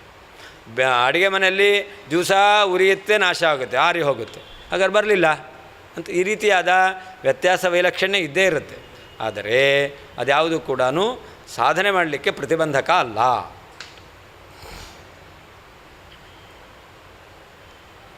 ತಚ್ಚ ಜನ್ಮ ಜರಾ ಮೃತ್ಯು ಕ್ಷುತ್ರುಡಾದಿ ವಿವರ್ಜನಾತ್ ಅನುಮೀಯತೆ ಶ್ರಿಯಾ ಸಾಕಂ ಸರ್ಪತಲ್ಪಪರಾಯಣೆ ನಾರಾಯಣೇ ಪಯಸ್ಸಿಂಧೌ ಕೃತಧಾಮ್ನಿ ತ್ರಿಧಾಮ್ನಿನಃ. ಸರಿ, ಪರಮಾತ್ಮನಿಗೆ ದುಃಖ ಇಲ್ಲ ಅಂತಾದರೆ ಹೇಗೆ ಹೇಳ್ತೀರ? ನೀವು ಹೇಳಿದ್ದೇನು? ದುಃಖ ಇಲ್ಲ, ಆದ್ದರಿಂದ ಮುಕ್ತ ಅಂತ. ಹಾಗಾದರೆ ದುಃಖ ಇಲ್ಲ ಅನ್ನೋ ಸಿದ್ಧ ಆಗಬೇಕು. ದುಃಖ ಇಲ್ಲ ಅನ್ನೋ ಸಿದ್ಧ ಆದರೆ ಆವಾಗ ಅವನಿಗೆ ಮುಕ್ತತ್ವ ಎಂಬತಕ್ಕಂಥದ್ದು ಸಿದ್ಧವಾಗುತ್ತೆ ಅಂತ. ಅದಕ್ಕೆ ಹೇಳ್ತಾರೆ, ಪರಮಾತ್ಮ ಯಾವಾಗಲೂ ಲಕ್ಷ್ಮೀದೇವಿಯ ಜೊತೆಯಲ್ಲಿ ಸರ್ಪತಲ್ಪ ಪರಾಯಣೆ ಅಂತ. ಆ ಹಾವಿನ ಹಾಸಿಗೆ ಮೇಲೆ ಅವನು ಮಲಗಿದ್ದಾನೆ. ಲಕ್ಷ್ಮೀದೇವಿಯ ಲಕ್ಷ್ಮೀದೇವಿಯಿಂದ ಕೂಡಿಕೊಂಡು ಪರಮಾತ್ಮ ಆ ಹಾವಿನ ಹಾಸಿಗೆ ಮೇಲೆ ಮಲಗಿದ್ದಾನೆ. ಎಷ್ಟು ಮಲಗಿದ್ದಾನೆ? ಮಲಗ್ಬೋದು, ತಿಂದಿದ್ದು ಜಾಸ್ತಿ ಆಗಿರುತ್ತೆ, ಅದರಿಂದ ಮಲಗ್ತೇವೆ ನಾವು. ಆದರೆ ಮತ್ತೆ ಪುನಃ ಹಸಿವಾಗುತ್ತೋ ಇಲ್ಲೋ? ಆದರೆ ಪರಮಾತ್ಮನಿಗೆ ಜನ್ಮ ಜರ ಮೃತ್ಯು ಕ್ಷುತ್ ತ್ರುಟ್ ಯಾವುದೂ ಇಲ್ಲ. ಬ್ರಹ್ಮದೇವರ ಆಯುಷ್ಯ ಎಷ್ಟೋ ಅಷ್ಟು ಕಾಲ ಪರಮಾತ್ಮ ಪ್ರಳಯ ಕಾಲದಲ್ಲಿ ಲಕ್ಷ್ಮೀದೇವಿಯ ಜೊತೆ ಮಲಗಿದ್ದಾನೆ. ಹಸಿವೆ ಇಲ್ಲ, ಬಾಯಾರಿಕೆ ಇಲ್ಲ, ಹುಟ್ಟಿಲ್ಲ, ಸಾವಿಲ್ಲ, ಯಾವುದೇ ಇಲ್ಲ. ಹೀಗೆ ಜನ್ಮ ಜರ ಮುದಿತನ ಇಲ್ಲ, ಮರಣ ಇಲ್ಲ, ಹಸಿವೆ ಇಲ್ಲ, ಬಾಯಾರಿಕೆ ಇಲ್ಲ, ಇದು ಇಲ್ಲದೆ ಮಲಗಿದ್ದಾನೆ. ಹಾಗಾದ್ರೆ ಏನಾಯ್ತು? ಅವನಿಗೆ ದುಃಖ ಇಲ್ಲ ಅಂತಾಯಿತು. ಜೀವ ಮಲಗಿರ್ತಾನೆ. ಯಾವಾಗ ಹೇಳ್ತಾನೆ? ಏಕಾಶಿ ಪೂರ ಮಲಗಿರ್ತಾನೆ. ಬೆಳಿಗ್ಗೆ ದ್ವಾದಶಿ ಎದ್ದು ಬಿಡ್ತಾನೆ. ಹೌದಲ್ವೋ? ಹಾಂ ಹಾಂ ಹಾಂ. ಹಾಗಾದ್ರೆ ಯಾಕೆ? ಹಸಿವೆಯಾಗಿದೆ ಅಂತ ಹೇಳ್ತಾನೆ ತಾನೆ. ಹಾಗಾದ್ರೆ ಪರಮಾತ್ಮ ಅವನು ಕೂಡ ಹಸಿವೆಯಾದಿಗಳಿರಬೇಕಾಗಿತ್ತು, ಆದರೆ ಅವನಿಗೆ ಹಸಿವೆಯಾದಿಗಳು ಇಲ್ಲವೇ ಇಲ್ಲ ಅಂತ. ಈಗ ಬ್ರಹ್ಮದೇವರ 100 ವರ್ಷ ಆಯುಷ್ಯ ಅಷ್ಟೇ ಪ್ರಳಯ ಕಾಲ. ಹೇಗೆ ಸೃಷ್ಟಿಕಾಲ ಎಂಬತಕ್ಕಂಥದ್ದು ಬ್ರಹ್ಮದೇವರ 100 ವರ್ಷ ಆಯುಷ್ಯವೋ ಅಷ್ಟೇ ಪ್ರಳಯ ಕಾಲ. ಅಷ್ಟು ದೀರ್ಘಕಾಲದಲ್ಲಿ ಪರಮಾತ್ಮ ಅವನು ಮಲಗಿದ್ದಾನೆ. ಹಸಿವೆ ಇಲ್ಲ, ಬಾಯಾರಿಕೆ ಇಲ್ಲ, ಹುಟ್ಟಲಿಲ್ಲ, ಸಾಯಲಿಲ್ಲ. ಬ್ರಹ್ಮದೇವರ ಆಯುಷ್ಯದಲ್ಲಿ ಎಷ್ಟು ಬಾರಿ ಹುಟ್ಟಲ್ಲ, ಎಷ್ಟು ಜನ ಸಾಯಲ್ಲ, ಎಷ್ಟು ಬಾರಿ ಅವರಿಗೆ ಮುದಿತನ ಬರಲ್ಲ, ಎಲ್ಲ ಬರುತ್ತೆ. ಆದರೆ ಪರಮಾತ್ಮನಿಗೆ ಮಾತ್ರ ಏನೂ ಇಲ್ಲ. ಅದನ್ನೇನು ಹೇಳಿದಂತಾಗುತ್ತೆ? ಇದೆಲ್ಲ ದುಃಖಕ್ಕೆ ಕಾರಣ. ಹುಟ್ಟು, ಸಾವು, ಮುದಿತನ, ಹಸಿವೆ, ಬಾಯಾರಿಕೆ ಇದೆಲ್ಲವೂ ಕೂಡ ದುಃಖಕ್ಕೆ ಕಾರಣ. ಅದ್ಯಾವುದು ಪರಮಾತ್ಮನಿಗೆ ಇಲ್ಲ. ಆದ್ದರಿಂದ ದುಃಖ ಇಲ್ಲ ಅಂತಾಯಿತು. ದುಃಖ ಇಲ್ಲ ಆದ್ದರಿಂದ ಅವನೇನಾದ? ಪರಮಾತ್ಮ ಮುಕ್ತನಾದ ಅಂತ ಆ ಮುಕ್ತತ್ವ ಎಂಬತಕ್ಕಂಥದ್ದು ಸಿದ್ಧವಾಗುತ್ತೆ. ಅದು ಹೇಳ್ತಾರೆ ನಾರಾಯಣೇ ಪಯಸ್ಸಿಂಧೌ, ಪರಮಾತ್ಮ ಕ್ಷೀರ ಸಮುದ್ರದಲ್ಲಿ ಕೃತಧಾಮ್ನಿ ತ್ರಿಧಾಮ್ನಿನಃ ಅಂತ. ಅವನು ತ್ರಿಧಾಮ, ವೈಕುಂಠ, ಅನಂತಾಸನ, ಶ್ವೇತದ್ವೀಪ ಎಂಬತಕ್ಕಂತಹ 3 ಧಾಮವನ್ನು ಹೊಂದಿರತಕ್ಕಂತಹ, ಅದನ್ನು ತನ್ನ ಮನೆಯನ್ನಾಗಿ ಮಾಡಿಕೊಂಡಿದ್ದಾನೆ. ಅಂತಹ ಪರಮಾತ್ಮನಿಗೆ ಯಾವ ರೀತಿಯಾದ ದುಃಖವೂ ಇಲ್ಲ. ಆದ್ದರಿಂದ ಅವನಿಗೆ ನಿತ್ಯ ಮುಕ್ತತ್ವ ಸಿದ್ಧವಾಗುತ್ತೆ. ತಚ್ಚ, ಆ ದುಃಖ ಇಲ್ಲ ಎಂಬತಕ್ಕಂತಹ ಅಂಶವು ಜರಾಮೃತ್ಯು ಕ್ಷುತ್ ತೃಡಾದಿ ವಿವರ್ಜನಾತ್, ಹುಟ್ಟು, ಮುದಿತನ, ಸಾವು, ಹಸಿವೆ, ಬಾಯಾರಿಕೆ ಮೊದಲಾದ ದೋಷಗಳು ಇಲ್ಲದೇ ಇರುವುದರಿಂದ ಪಯಸ್ಸಿಂಧೌ, ಕ್ಷೀರಸಾಗರದಲ್ಲಿ ಕೃತಧಾಮ್ನಿ ಮನೆ ಮಾಡಿಕೊಂಡಿರುವಂತಹ ಶ್ರಿಯಾ ಲಕ್ಷ್ಮೀದೇವಿಯಿಂದ ಸಾಕಂ ಕೂಡಿಕೊಂಡು ಸರ್ಪತಲ್ಪ ಪರಾಯಣೆ, ಶೇಷನ ಹಾಸಿಗೆಯಲ್ಲಿ ಮಲಗಿರುವಂತಹ ನಹ ನಮ್ಮ ತ್ರಿಧಾಮ್ನಿ, ವೈಕುಂಠ, ಶ್ವೇತದ್ವೀಪ, ಅನಂತಾಸನ ಎಂಬುವ 3 ಲೋಕಗಳಲ್ಲಿ ಇರುವುದರಿಂದ ತ್ರಿಧಾಮ ಎಂಬುದಾಗಿ ಹೆಸರುಳ್ಳಂತಹ ನಾರಾಯಣೇ ಪರಮಾತ್ಮನಲ್ಲಿ ಅನುಮೀಯತೆ ಊಹಿಸಲ್ಪಡುತ್ತದೆ, ಅನುಮಾನ ಮಾಡಲ್ಪಡುತ್ತದೆ. ಅನುಮಾನ ಹೇಳಬೇಕೀಗ ಏನಂತ ಮೊದಲು ಅರ್ಥ ನೋಡೋಣ, ಆಮೇಲೆ ಅನುಮಾನ ನೋಡೋಣ. ತತ್ ದುಃಖ ರಾಹಿತ್ಯವಾದರೂ, ದುಃಖ ಇಲ್ಲ ಎಂಬತಕ್ಕಂಥ ಅಂಶವಾದರೂ ಜನ್ಮ ಜರಾ ಮೃತ್ಯು ಕ್ಷುತ ತೃಡಾದಿ ವಿವರ್ಜನಾತ್, ಹುಟ್ಟು, ಮುದಿತನ, ಸಾವು, ಹಸಿವೆ, ಬಾಯಾರಿಕೆ ಮೊದಲಾದ ದೋಷ ಇಲ್ಲದೇ ಇರುವುದರಿಂದ ಪಯಸ್ಸಿಂಧೌ, ಕ್ಷೀರಸಾಗರದಲ್ಲಿ ಕೃತಧಾಮ್ನಿ ನೆಲೆ ನಿಂತಿರುವ ಮನೆ ಮಾಡಿಕೊಂಡಿರುವ ಶ್ರಿಯಾ ಲಕ್ಷ್ಮೀದೇವಿಯಿಂದ ಸಾಕಂ ಕೂಡಿಕೊಂಡು ಸರ್ಪತಲ್ಪ ಪರಾಯಣೆ, ಶೇಷನ ಹಾಸಿಗೆಯಲ್ಲಿ ಮಲಗಿರುವಂತಹ ನಹ ನಮ್ಮ ತ್ರಿಧಾಮ್ನಿ, ವೈಕುಂಠ, ಶ್ವೇತದ್ವೀಪ, ಅನಂತಾಸನ ಎಂಬತಕ್ಕಂತಹ 3 ಲೋಕದಲ್ಲಿ ಇರುವುದರಿಂದ ತ್ರಿಧಾಮ ಎಂಬುದಾಗಿ ಹೆಸರುಳ್ಳಂತಹ ನಾರಾಯಣೇ ಪರಮಾತ್ಮನಲ್ಲಿ ಅನುಮೀಯತೆ ಊಹಿಸಲ್ಪಡುತ್ತದೆ ಅಂತ. ಅದನ್ನು ಮುಂದೆ ಹೇಳ್ತಾರೆ. ಅನುಮಾನ ಏನು ಹಾಗಾದರೆ? ವಿಷ್ಣು ಮುಕ್ತ ಭವಿತುಮರ್ಹತಿ, ಪರಮಾತ್ಮ ಮುಕ್ತನಾಗ್ತಾನೆ. ಯಾಕೆ ಅಂತಂದರೆ ದುಃಖರಹಿತತ್ವಾತ್, ದುಃಖರಹಿತನಾದ್ದರಿಂದ ಭಗವಂತ ಮುಕ್ತನಾಗ್ತಾನೆ ಅಂತ ಇದೆ. ಎಲ್ಲ ಸುಖ, ಸ್ವರೂಪ ಸುಖ ಇದೆ.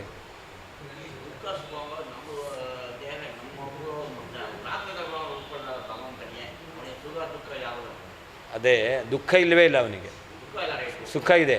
ನಿಮಗೆ ನಿದ್ರೆಯಲ್ಲಿ ಸುಖ ಆಗುತ್ತಲ್ಲ, ನಾನು ಹೇಳ್ತೇನೆ, ನಿಮಗೆ ನಿದ್ರೆಯಲ್ಲಿ ಸುಖ ಆಗುತ್ತಲ್ಲ, ಅದೇನದು? ಯಾವುದರಿಂದ ಆಯಿತು? ಅದು ಪ್ರಾಕೃತ ಅಲ್ಲ. ಅದು ನಿದ್ರೆಯಲ್ಲಿ ಆಗತಕ್ಕಂಥ ಸುಖ ಇದೆಯಲ್ಲ, ಹಾಸಿಗೆ ಮೇಲೆ ಮಲಗಿದ್ರಿಂದ ಅಲ್ಲ, ಫ್ಯಾನ್ ಹಾಕ್ಕೊಂಡಿದ್ದರಿಂದ ಅಲ್ಲ, ಎ ಸಿಲಿ ಮಲಗಿದ್ರಿಂದ ಅಲ್ಲ, ನೆಲದ ಮೇಲೆ ಮಲಗಿದ್ರಿಂದ ಅಲ್ಲ. ಹಾಂ, ಎಲ್ಲಿಂದ ಬಂತು? ಹೇಗೆ ಬಂತು? ಅದು ಸ್ವರೂಪ ಸುಖ, ಅದಕ್ಕೆ ಯಾವ ಕಾರಣವೂ ಇಲ್ಲ.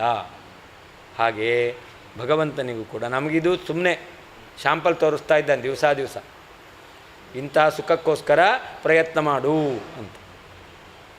ಆ ಪರಮಾತ್ಮನಿಗೆ ನಮಗಿರ್ತಕ್ಕಂಥ ಏನೊಂದು ಅಲ್ಪವಾದ ಸುಖದ ಅನುಭವ ಬರ್ತಾ ಇದೆಯಲ್ಲ, ಇದರ ಎಷ್ಟೋ ಕೋಟಿ ಕೋಟಿ ಕೋಟಿ ಕೋಟಿ ಅಷ್ಟು ಅನಂತವಾದ ಸುಖ ಅವನಿಗಿದೆ.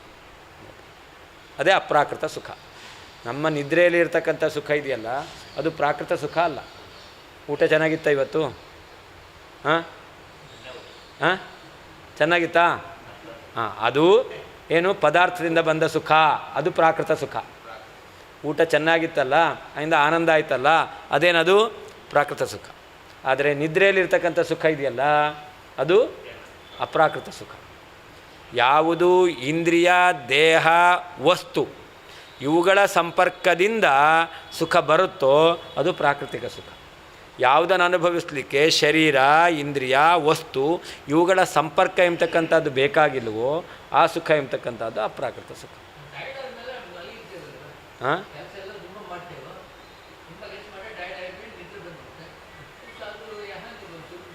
ನಿದ್ದೆ ಬಂದಾದ್ಮೇಲೆ ಏನಾಯಿತು?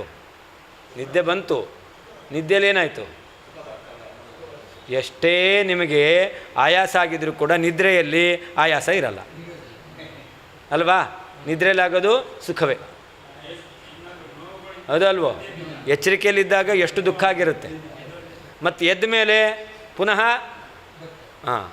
3 ಉಪವಾಸ ಮಾಡಿರಿ ಆಯಿತಾ. 1 ಉಪವಾಸ ಮಾಡಿದ್ರೇ ಕಷ್ಟ ಆಗುತ್ತೆ, 3 ಉಪವಾಸ ಮಾಡ್ತೇವೆ ಅಪ್ಪ ಹೇಳಲಿಕ್ಕಾಗಲ್ಲ ಅಂತ ಓದಾಡ್ತಿರ್ತೇವೆ. ನಿದ್ದೆ ಬಂದರೆ ಆರಾಮಾಗಿರುತ್ತೆ, ಹೌದಲ್ವ? ಎಷ್ಟೇ ನಮಗೆ ಶ್ರಮ ಆದರೂ ಕೂಡ ನಿದ್ರೆ ಕಾಲದಲ್ಲಿ ಶ್ರಮಾನುಭವ ಇಲ್ಲ, ಸುಖವೇ ಇರೋದು. ಆ ಸುಖ ಶರೀರದಿಂದ ಬಂದಿದ್ದಲ್ಲ, ಯಾಕೆ ಶರೀರಕ್ಕೆ ಆಯಾಸ ಆಗಿದೆ ಅಲ್ವಾ?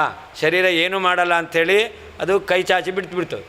ಹಾಗಾದರೆ ಶರೀರದಿಂದ ಬಂದಿರಲಿಲ್ಲ, ಇಂದ್ರಿಯಗಳಿಂದನೂ ಬಂದಿದ್ದಲ್ಲ, ವಸ್ತು ಸಂಪರ್ಕದಿಂದ ಬಂದಿದ್ದಲ್ಲ. ಕೂತಲ್ಲೇ ನಿದ್ದೆ ಬರುತ್ತೆ, ಎಷ್ಟೇ ಸೆಕೆ ಇರ್ಬೋದು, ನಿದ್ದೆ ಬರಲ್ಲಪ್ಪ ಅಂತಿರ್ತೇವೆ. ಆದರೆ ನಮಗೆ ಕೆಲವೊಂದು ಬಾರಿ ಎಷ್ಟೇ ಸೆಕೆ ಇದ್ರೂ ನಿದ್ದೆ ಬರುತ್ತೆ. ಹಾಗಾದ್ರೆ ಅಲ್ಲಿ ಆ ಸೆಕೆಯಿಂದ ಆಗತಕ್ಕಂಥ ದುಃಖ ಇದೆಯಲ್ಲ, ಅದಿಲ್ಲ. ಎದ್ದ ಮೇಲೆ ಮತ್ತೆ ಅಯ್ಯೋ ಫ್ಯಾನೇ ಇಲ್ವಲ್ಲಪ್ಪ ಅಂತ ಬೈತೇವೆ, ಕರೆಂಟೇ ಇಲ್ಲ ಅಂತ. ನಿದ್ರೆಯಲ್ಲಿ ಇರಲಿಲ್ಲ, ದುಃಖ ಆಗಲಿಲ್ಲ. ಯಾವುದ್ಯಾವುದು ನಮಗೆ ದುಃಖಕ್ಕೆ ಕಾರಣವೋ ಅದೆಲ್ಲ ಇದ್ದರೂ ಕೂಡ ನಿದ್ರಾವಸ್ಥೆಯಲ್ಲಿ ದುಃಖ ಆಗಲ್ಲ.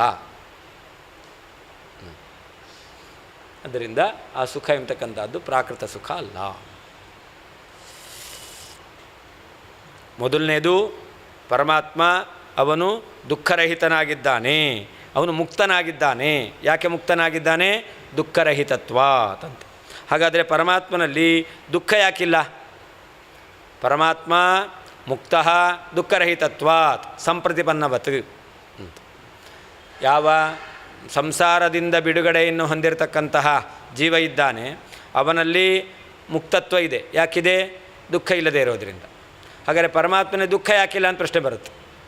ಪರಮಾತ್ಮನಲ್ಲಿ ದುಃಖ ಯಾಕಿಲ್ಲ ಅಂತ ಪ್ರಶ್ನೆ ಬರುತ್ತೆ. ಪರಮಾತ್ಮ ದುಃಖರಹಿತ ಅಂತ ಯಾಕೆ ಅಂತಂದರೆ ಜನ್ಮಾದಿಶೂನ್ಯತ್ವಾತ್. ಪರಮಾತ್ಮನಿಗೆ ದುಃಖ ಎಂಬತಕ್ಕಂಥದ್ದಿಲ್ಲ. ಯಾಕೆ? ಹುಟ್ಟು ಸಾವುಗಳಿಲ್ಲ. ಯಾರಿಗೆ ದುಃಖ ಆಗುತ್ತೆ? ಮುಕ್ತರಾದವರಿಗೆ ದುಃಖ ಆಗಲ್ಲ. ಯಾಕಾಗಲ್ಲ? ಹುಟ್ಟು ಸಾವುಗಳಿಲ್ಲ. ಹಾಗಾದರೆ ಪರಮಾತ್ಮನಿಗೆ ಹುಟ್ಟು ಸಾವುಗಳು ಇಲ್ಲದೇ ಇರೋದರಿಂದಾಗಿ ನಾವು ದುಃಖ ಇಲ್ಲ ಅಂತ ಹೇಳ್ತೇವೆ. ಹುಟ್ಟು ಸಾವುಗಳು ಯಾಕಿಲ್ಲ ಅಂತ ಪ್ರಶ್ನೆ ಮಾಡಿದ್ರೆ ಅದಕ್ಕೆ ಹೇಳ್ತಾರೆ ಪರಮಾತ್ಮ ಜನ್ಮಾದಿರಹಿತ. ಹುಟ್ಟು ಸಾವುಗಳು ಪರಮಾತ್ಮನಿಗೆ ಇಲ್ಲ. ಯಾಕೆ ಅಂತಂದರೆ ಪರಮಾತ್ಮ ಪ್ರಳಯ ಕಾಲದಲ್ಲೂ ಸಾಯಲಿಲ್ಲ. ಪ್ರಳಯ ಕಾಲದಲ್ಲೂ ಪರಮಾತ್ಮ ಇದ್ದಾನೆ.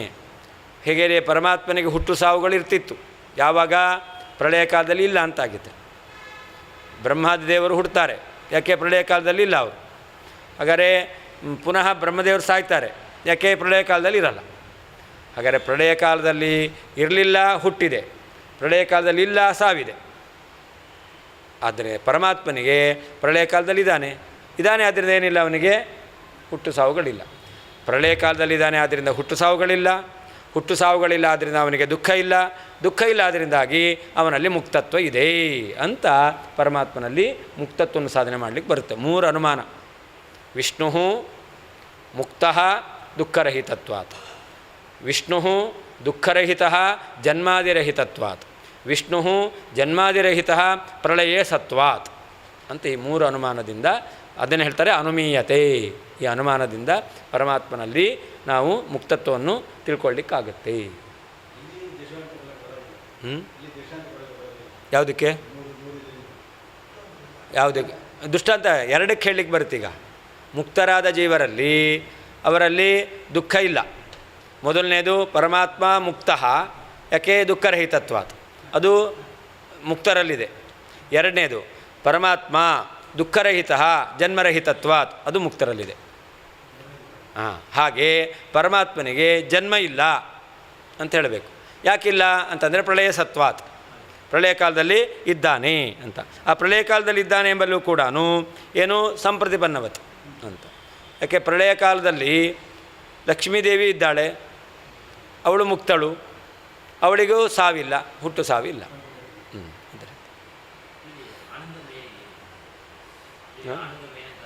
ಆನಂದಮಯ ಅಂತ ಅದೇ. ದುಃಖರಹಿತ ಅಂದ್ರೇನು?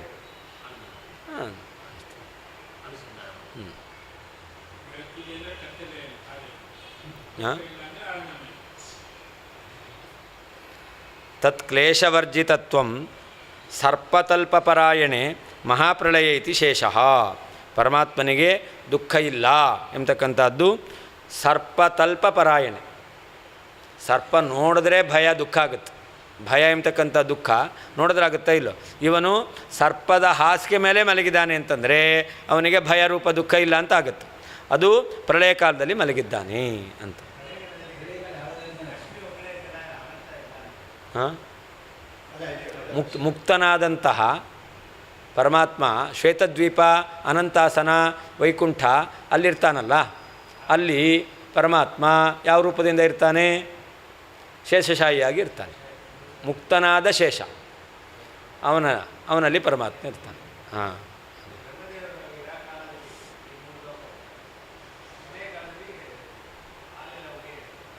ಅದೇ ಪರಮಾತ್ಮನ ಹೊಟ್ಟೆಯಲ್ಲಿ ಎಲ್ಲ ಇರುತ್ತಲ್ಲ, ಅಲ್ಲಿ ಪರಮಾತ್ಮ ವೈಕುಂಠ ಲೋಕದಲ್ಲಿ ಲಕ್ಷ್ಮೀ ಸಮೇತನಾಗಿರ್ತಾನೆ. ಅಲ್ಲಿ ಮುಕ್ತನಾದ ಶೇಷನಲ್ಲೇ ಮಲಗಿರ್ತಾನೆ.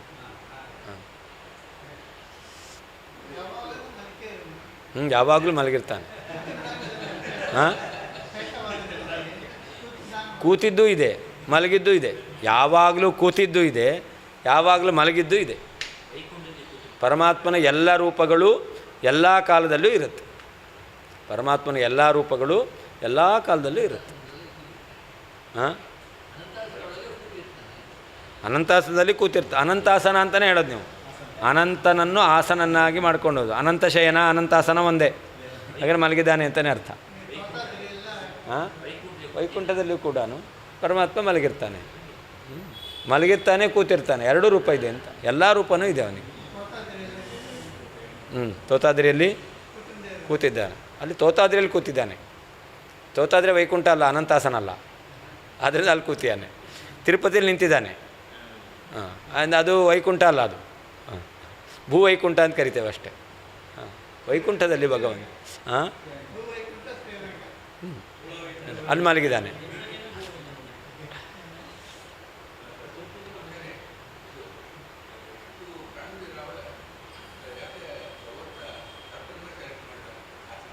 ಹಾಂ,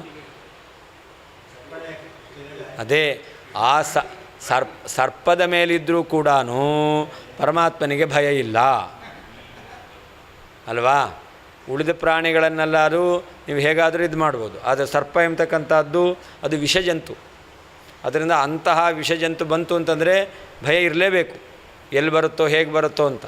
ಆದರೆ ಪರಮಾತ್ಮನಿಗೆ ಭಯ ಎಂಬತಕ್ಕಂಥದ್ದಿಲ್ಲ. ಅಷ್ಟೇ ಅಲ್ಲ, ಪರಮಾತ್ಮ ಆ ಇವುದಿನಲ್ಲ ಶೇಷ, ಅವನು ನರ. ಪರಮಾತ್ಮ ಅವನು ಪುರುಷೋತ್ತಮ.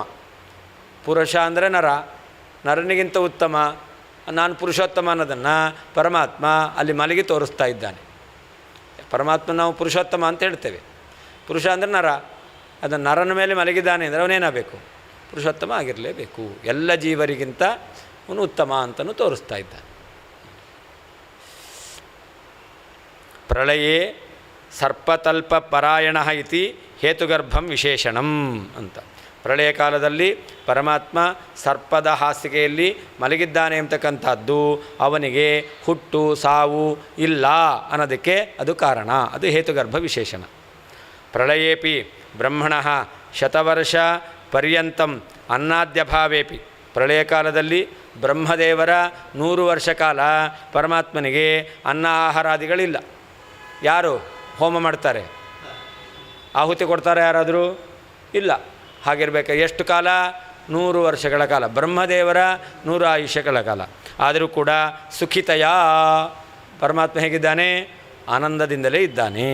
ಅದರಿಂದ ಸುಖಿತಯ ಉರ್ವರಿತಸ್ಯ ಜನ್ಮಾದ್ಯಭಾವೋಪಿ ಸಿದ್ಧ್ಯತೀತಿ ಹೇತು ಸೂಚನಾತ್. ಅಂದರೆ 2 100 ವರ್ಷಗಳ ಕಾಲ ಅನ್ನಾಹಾರಾದಿಗಳಿಲ್ಲ, ಸುಖದಿಂದಲೇ ಕೂಡಿದ್ದಾನೆ. ಅಷ್ಟೇ ಅಲ್ಲ, ಪರಮಾತ್ಮ ಆ ಪ್ರಳಯ ಕಾಲದಲ್ಲಿ ಮಲಗಿದ್ದಾನೆ, ಹುಟ್ಟು ಸಾವು ಇಲ್ಲ, ದುಃಖವೂ ಇಲ್ಲ, ಹುಟ್ಟು ಸಾವುಗಳು ಇಲ್ಲ. ಮುಕ್ತನಾದ ಅವನು, ಮುಕ್ತನಾದ ಶೇಷ. ಆದ್ದರಿಂದ ಅವನಿಗೂ ಹುಟ್ಟು ಸಾವುಗಳಿಲ್ಲ. ನಹ ಅಸ್ಮಾಕಂ ನಾರಾಯಣೇತಿ ಸಂಬಂಧ. ನಹ ಅಂತಿದೆ ತ್ರಿಧಾಮ್ನಿ, ನಮ್ಮ ನಾರಾಯಣನಿಗೆ ಅಂತರ್ಥ. ತತಶ್ಚ ಅಯಂ ಪ್ರಯೋಗ. ಅದನ್ನು ಅನುಮಾನ ಏನಂತ? ವಿಷ್ಣು ಮುಕ್ತಃ, ಪರಮಾತ್ಮ ಮುಕ್ತನಾಗಿದ್ದಾನೆ. ಹೇತು ಯಾವುದು?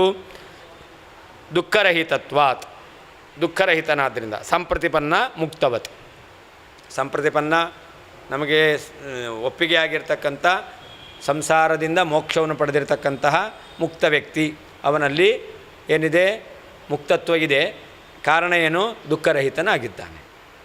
ಇನ್ನು ಪರಮಾತ್ಮ ನಿರ್ದುಃಖ ಭವಿತುಮರ್ವತಿ, ವಿಷ್ಣು ದುಃಖರಹಿತನಾಗಿದ್ದಾನೆ. ಅದಕ್ಕೆ ಕಾರಣ ಏನು? ಜನನ ಮರಣಾದಿರಹಿತತ್ವಾತ್. ಅದಕ್ಕೆ ಹೇಳ್ತಾರೆ ಜನ್ಮಾದಿ ಶೂನ್ಯತ್ವಾತ್. ಸಂಪ್ರತಿಪನ್ನ ಮುಕ್ತವತ್, ಸಂಪ್ರತಿಪನ್ನ ಮುಕ್ತ, ಜನನ ಮರಣ ಇಲ್ಲ, ಅವನು ನಿರ್ದುಃಖನಾಗಿದ್ದಾನೆ. ಹಾಗೆ ಪರಮಾತ್ಮನು ಕೂಡ ಜನನ ಮರಣರಹಿತನಾದ್ದರಿಂದ ದುಃಖರಹಿತನಾಗಿದ್ದಾನೆ. ಇನ್ನು ವಿಷ್ಣು ಜನ್ಮಾದಿರಹಿತ, ಪರಮಾತ್ಮನಿಗೆ ಹುಟ್ಟು ಸಾವುಗಳಿಲ್ಲ. ಯಾಕಿಲ್ಲ? ಪ್ರಳಯೇಪಿ ಅನಷ್ಟದೇಹಾದಿಮತ್ವಾತ್, ಪ್ರಳಯ ಕಾಲದಲ್ಲಿ ನಾಶವಾಗದೇ ಇರತಕ್ಕಂಥ ದೇಹವುಳ್ಳವನು. ಯಾರಂತೆ? ಸಂಪ್ರತಿಪನ್ನ ಮುಕ್ತವತ್, ಸಂಪ್ರತಿಪನ್ನನಾದ ಮುಕ್ತನಂತೆ ಅಂತ. ಈ ಮೂರು ಅನುಮಾನಗಳಿಂದ ಪರಮಾತ್ಮನಲ್ಲಿ ಮುಕ್ತತ್ವ ಸಿದ್ಧವಾಗುತ್ತೆ. ತ್ರಿಧಾಮ್ನಿ ಇತ್ಯನೇನ ತದ್ಧಾಮತ್ರಯೇಪಿ ಕ್ಲೇಶಃ ನಾಸ್ತಿ ಇತಿ ಸೂಚಿತಂ. ತ್ರಿಧಾಮ್ನಿ ಅಂತ ಹೇಳಿದ್ರಿಂದ ಶ್ವೇತದ್ವೀಪ, ಅನಂತಾಸನ, ವೈಕುಂಠ ಈ ಲೋಕಗಳಲ್ಲಿಯೂ ಕೂಡ ಪರಮಾತ್ಮನಿಗೆ ದುಃಖ ಇಲ್ಲ ಅಂತ ಹೇಳ್ತಾ ಇದ್ದಾರೆ. ತದ್ಧಾಮತ್ರಯೇಪಿ, ಆ ಮೂರೂ ಲೋಕಗಳಲ್ಲಿಯೂ ಕೂಡ ಪರಮಾತ್ಮನಿಗೆ ದುಃಖ ಇಲ್ಲ, ಯಾವಾಗಲೂ ದುಃಖ ಇಲ್ಲ.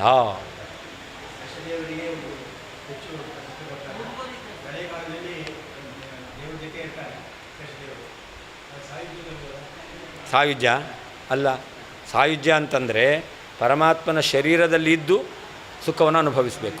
ಆದತ್ತೇ ಹರಿಹಸ್ತೇನ, ಸಾಮೀಪ್ಯ.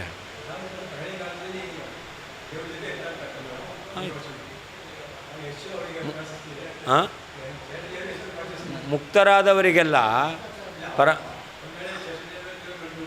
ಹೌದು, ಅದೇ ಮುಕ್ತರಾದವರಿಗೂ ಕೂಡ ಆ ಪರಮಾತ್ಮನ ಸಾಮೀಪ್ಯ ಅಂತಕ್ಕಂಥದ್ದು ಇದ್ದೇ ಇರುತ್ತೆ. ಯಾರಿಗೆ ಸಾಯುಜ್ಯ, ಸಾಮೀಪ್ಯ, ಸಾರೂಪ್ಯ, ಸಾಲೋಕ್ಯ, ಸಾಮೀಪ್ಯ, ಅದರಲ್ಲಿ ಯಾರು ಸಾಮೀಪ್ಯ ರೂಪವಾಗಿರ್ತಕ್ಕಂಥದ್ದನ್ನು ಪಡೆದಿದ್ದಾರೋ ಅವರಿಗೂ ಕೂಡ ಪರಮಾತ್ಮನ ಹತ್ತಿರದಲ್ಲಿರುವುದಕ್ಕೆ ಅವಕಾಶ ಇದ್ದೇ ಇರುತ್ತೆ.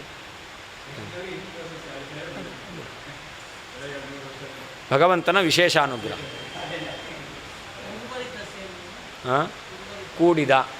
ಕೂಡಿದ ಯುಕ್ತನಾದ, ಸುಖದಿಂದ, ಸುಖ ಎಂಬುದಾಗಿ ತಿಳಿದು ಬರುವಂತಹ, ಸುಖದಿಂದ ಕೂಡಿರುವಂತಹ. 10 ನಿಮಿಷ ಬಿಟ್ಟು ಪ್ರಾರಂಭದಲ್ಲಿ ಮಳೆ, ಕೊನೆಯಲ್ಲಿ ಮಳೆ.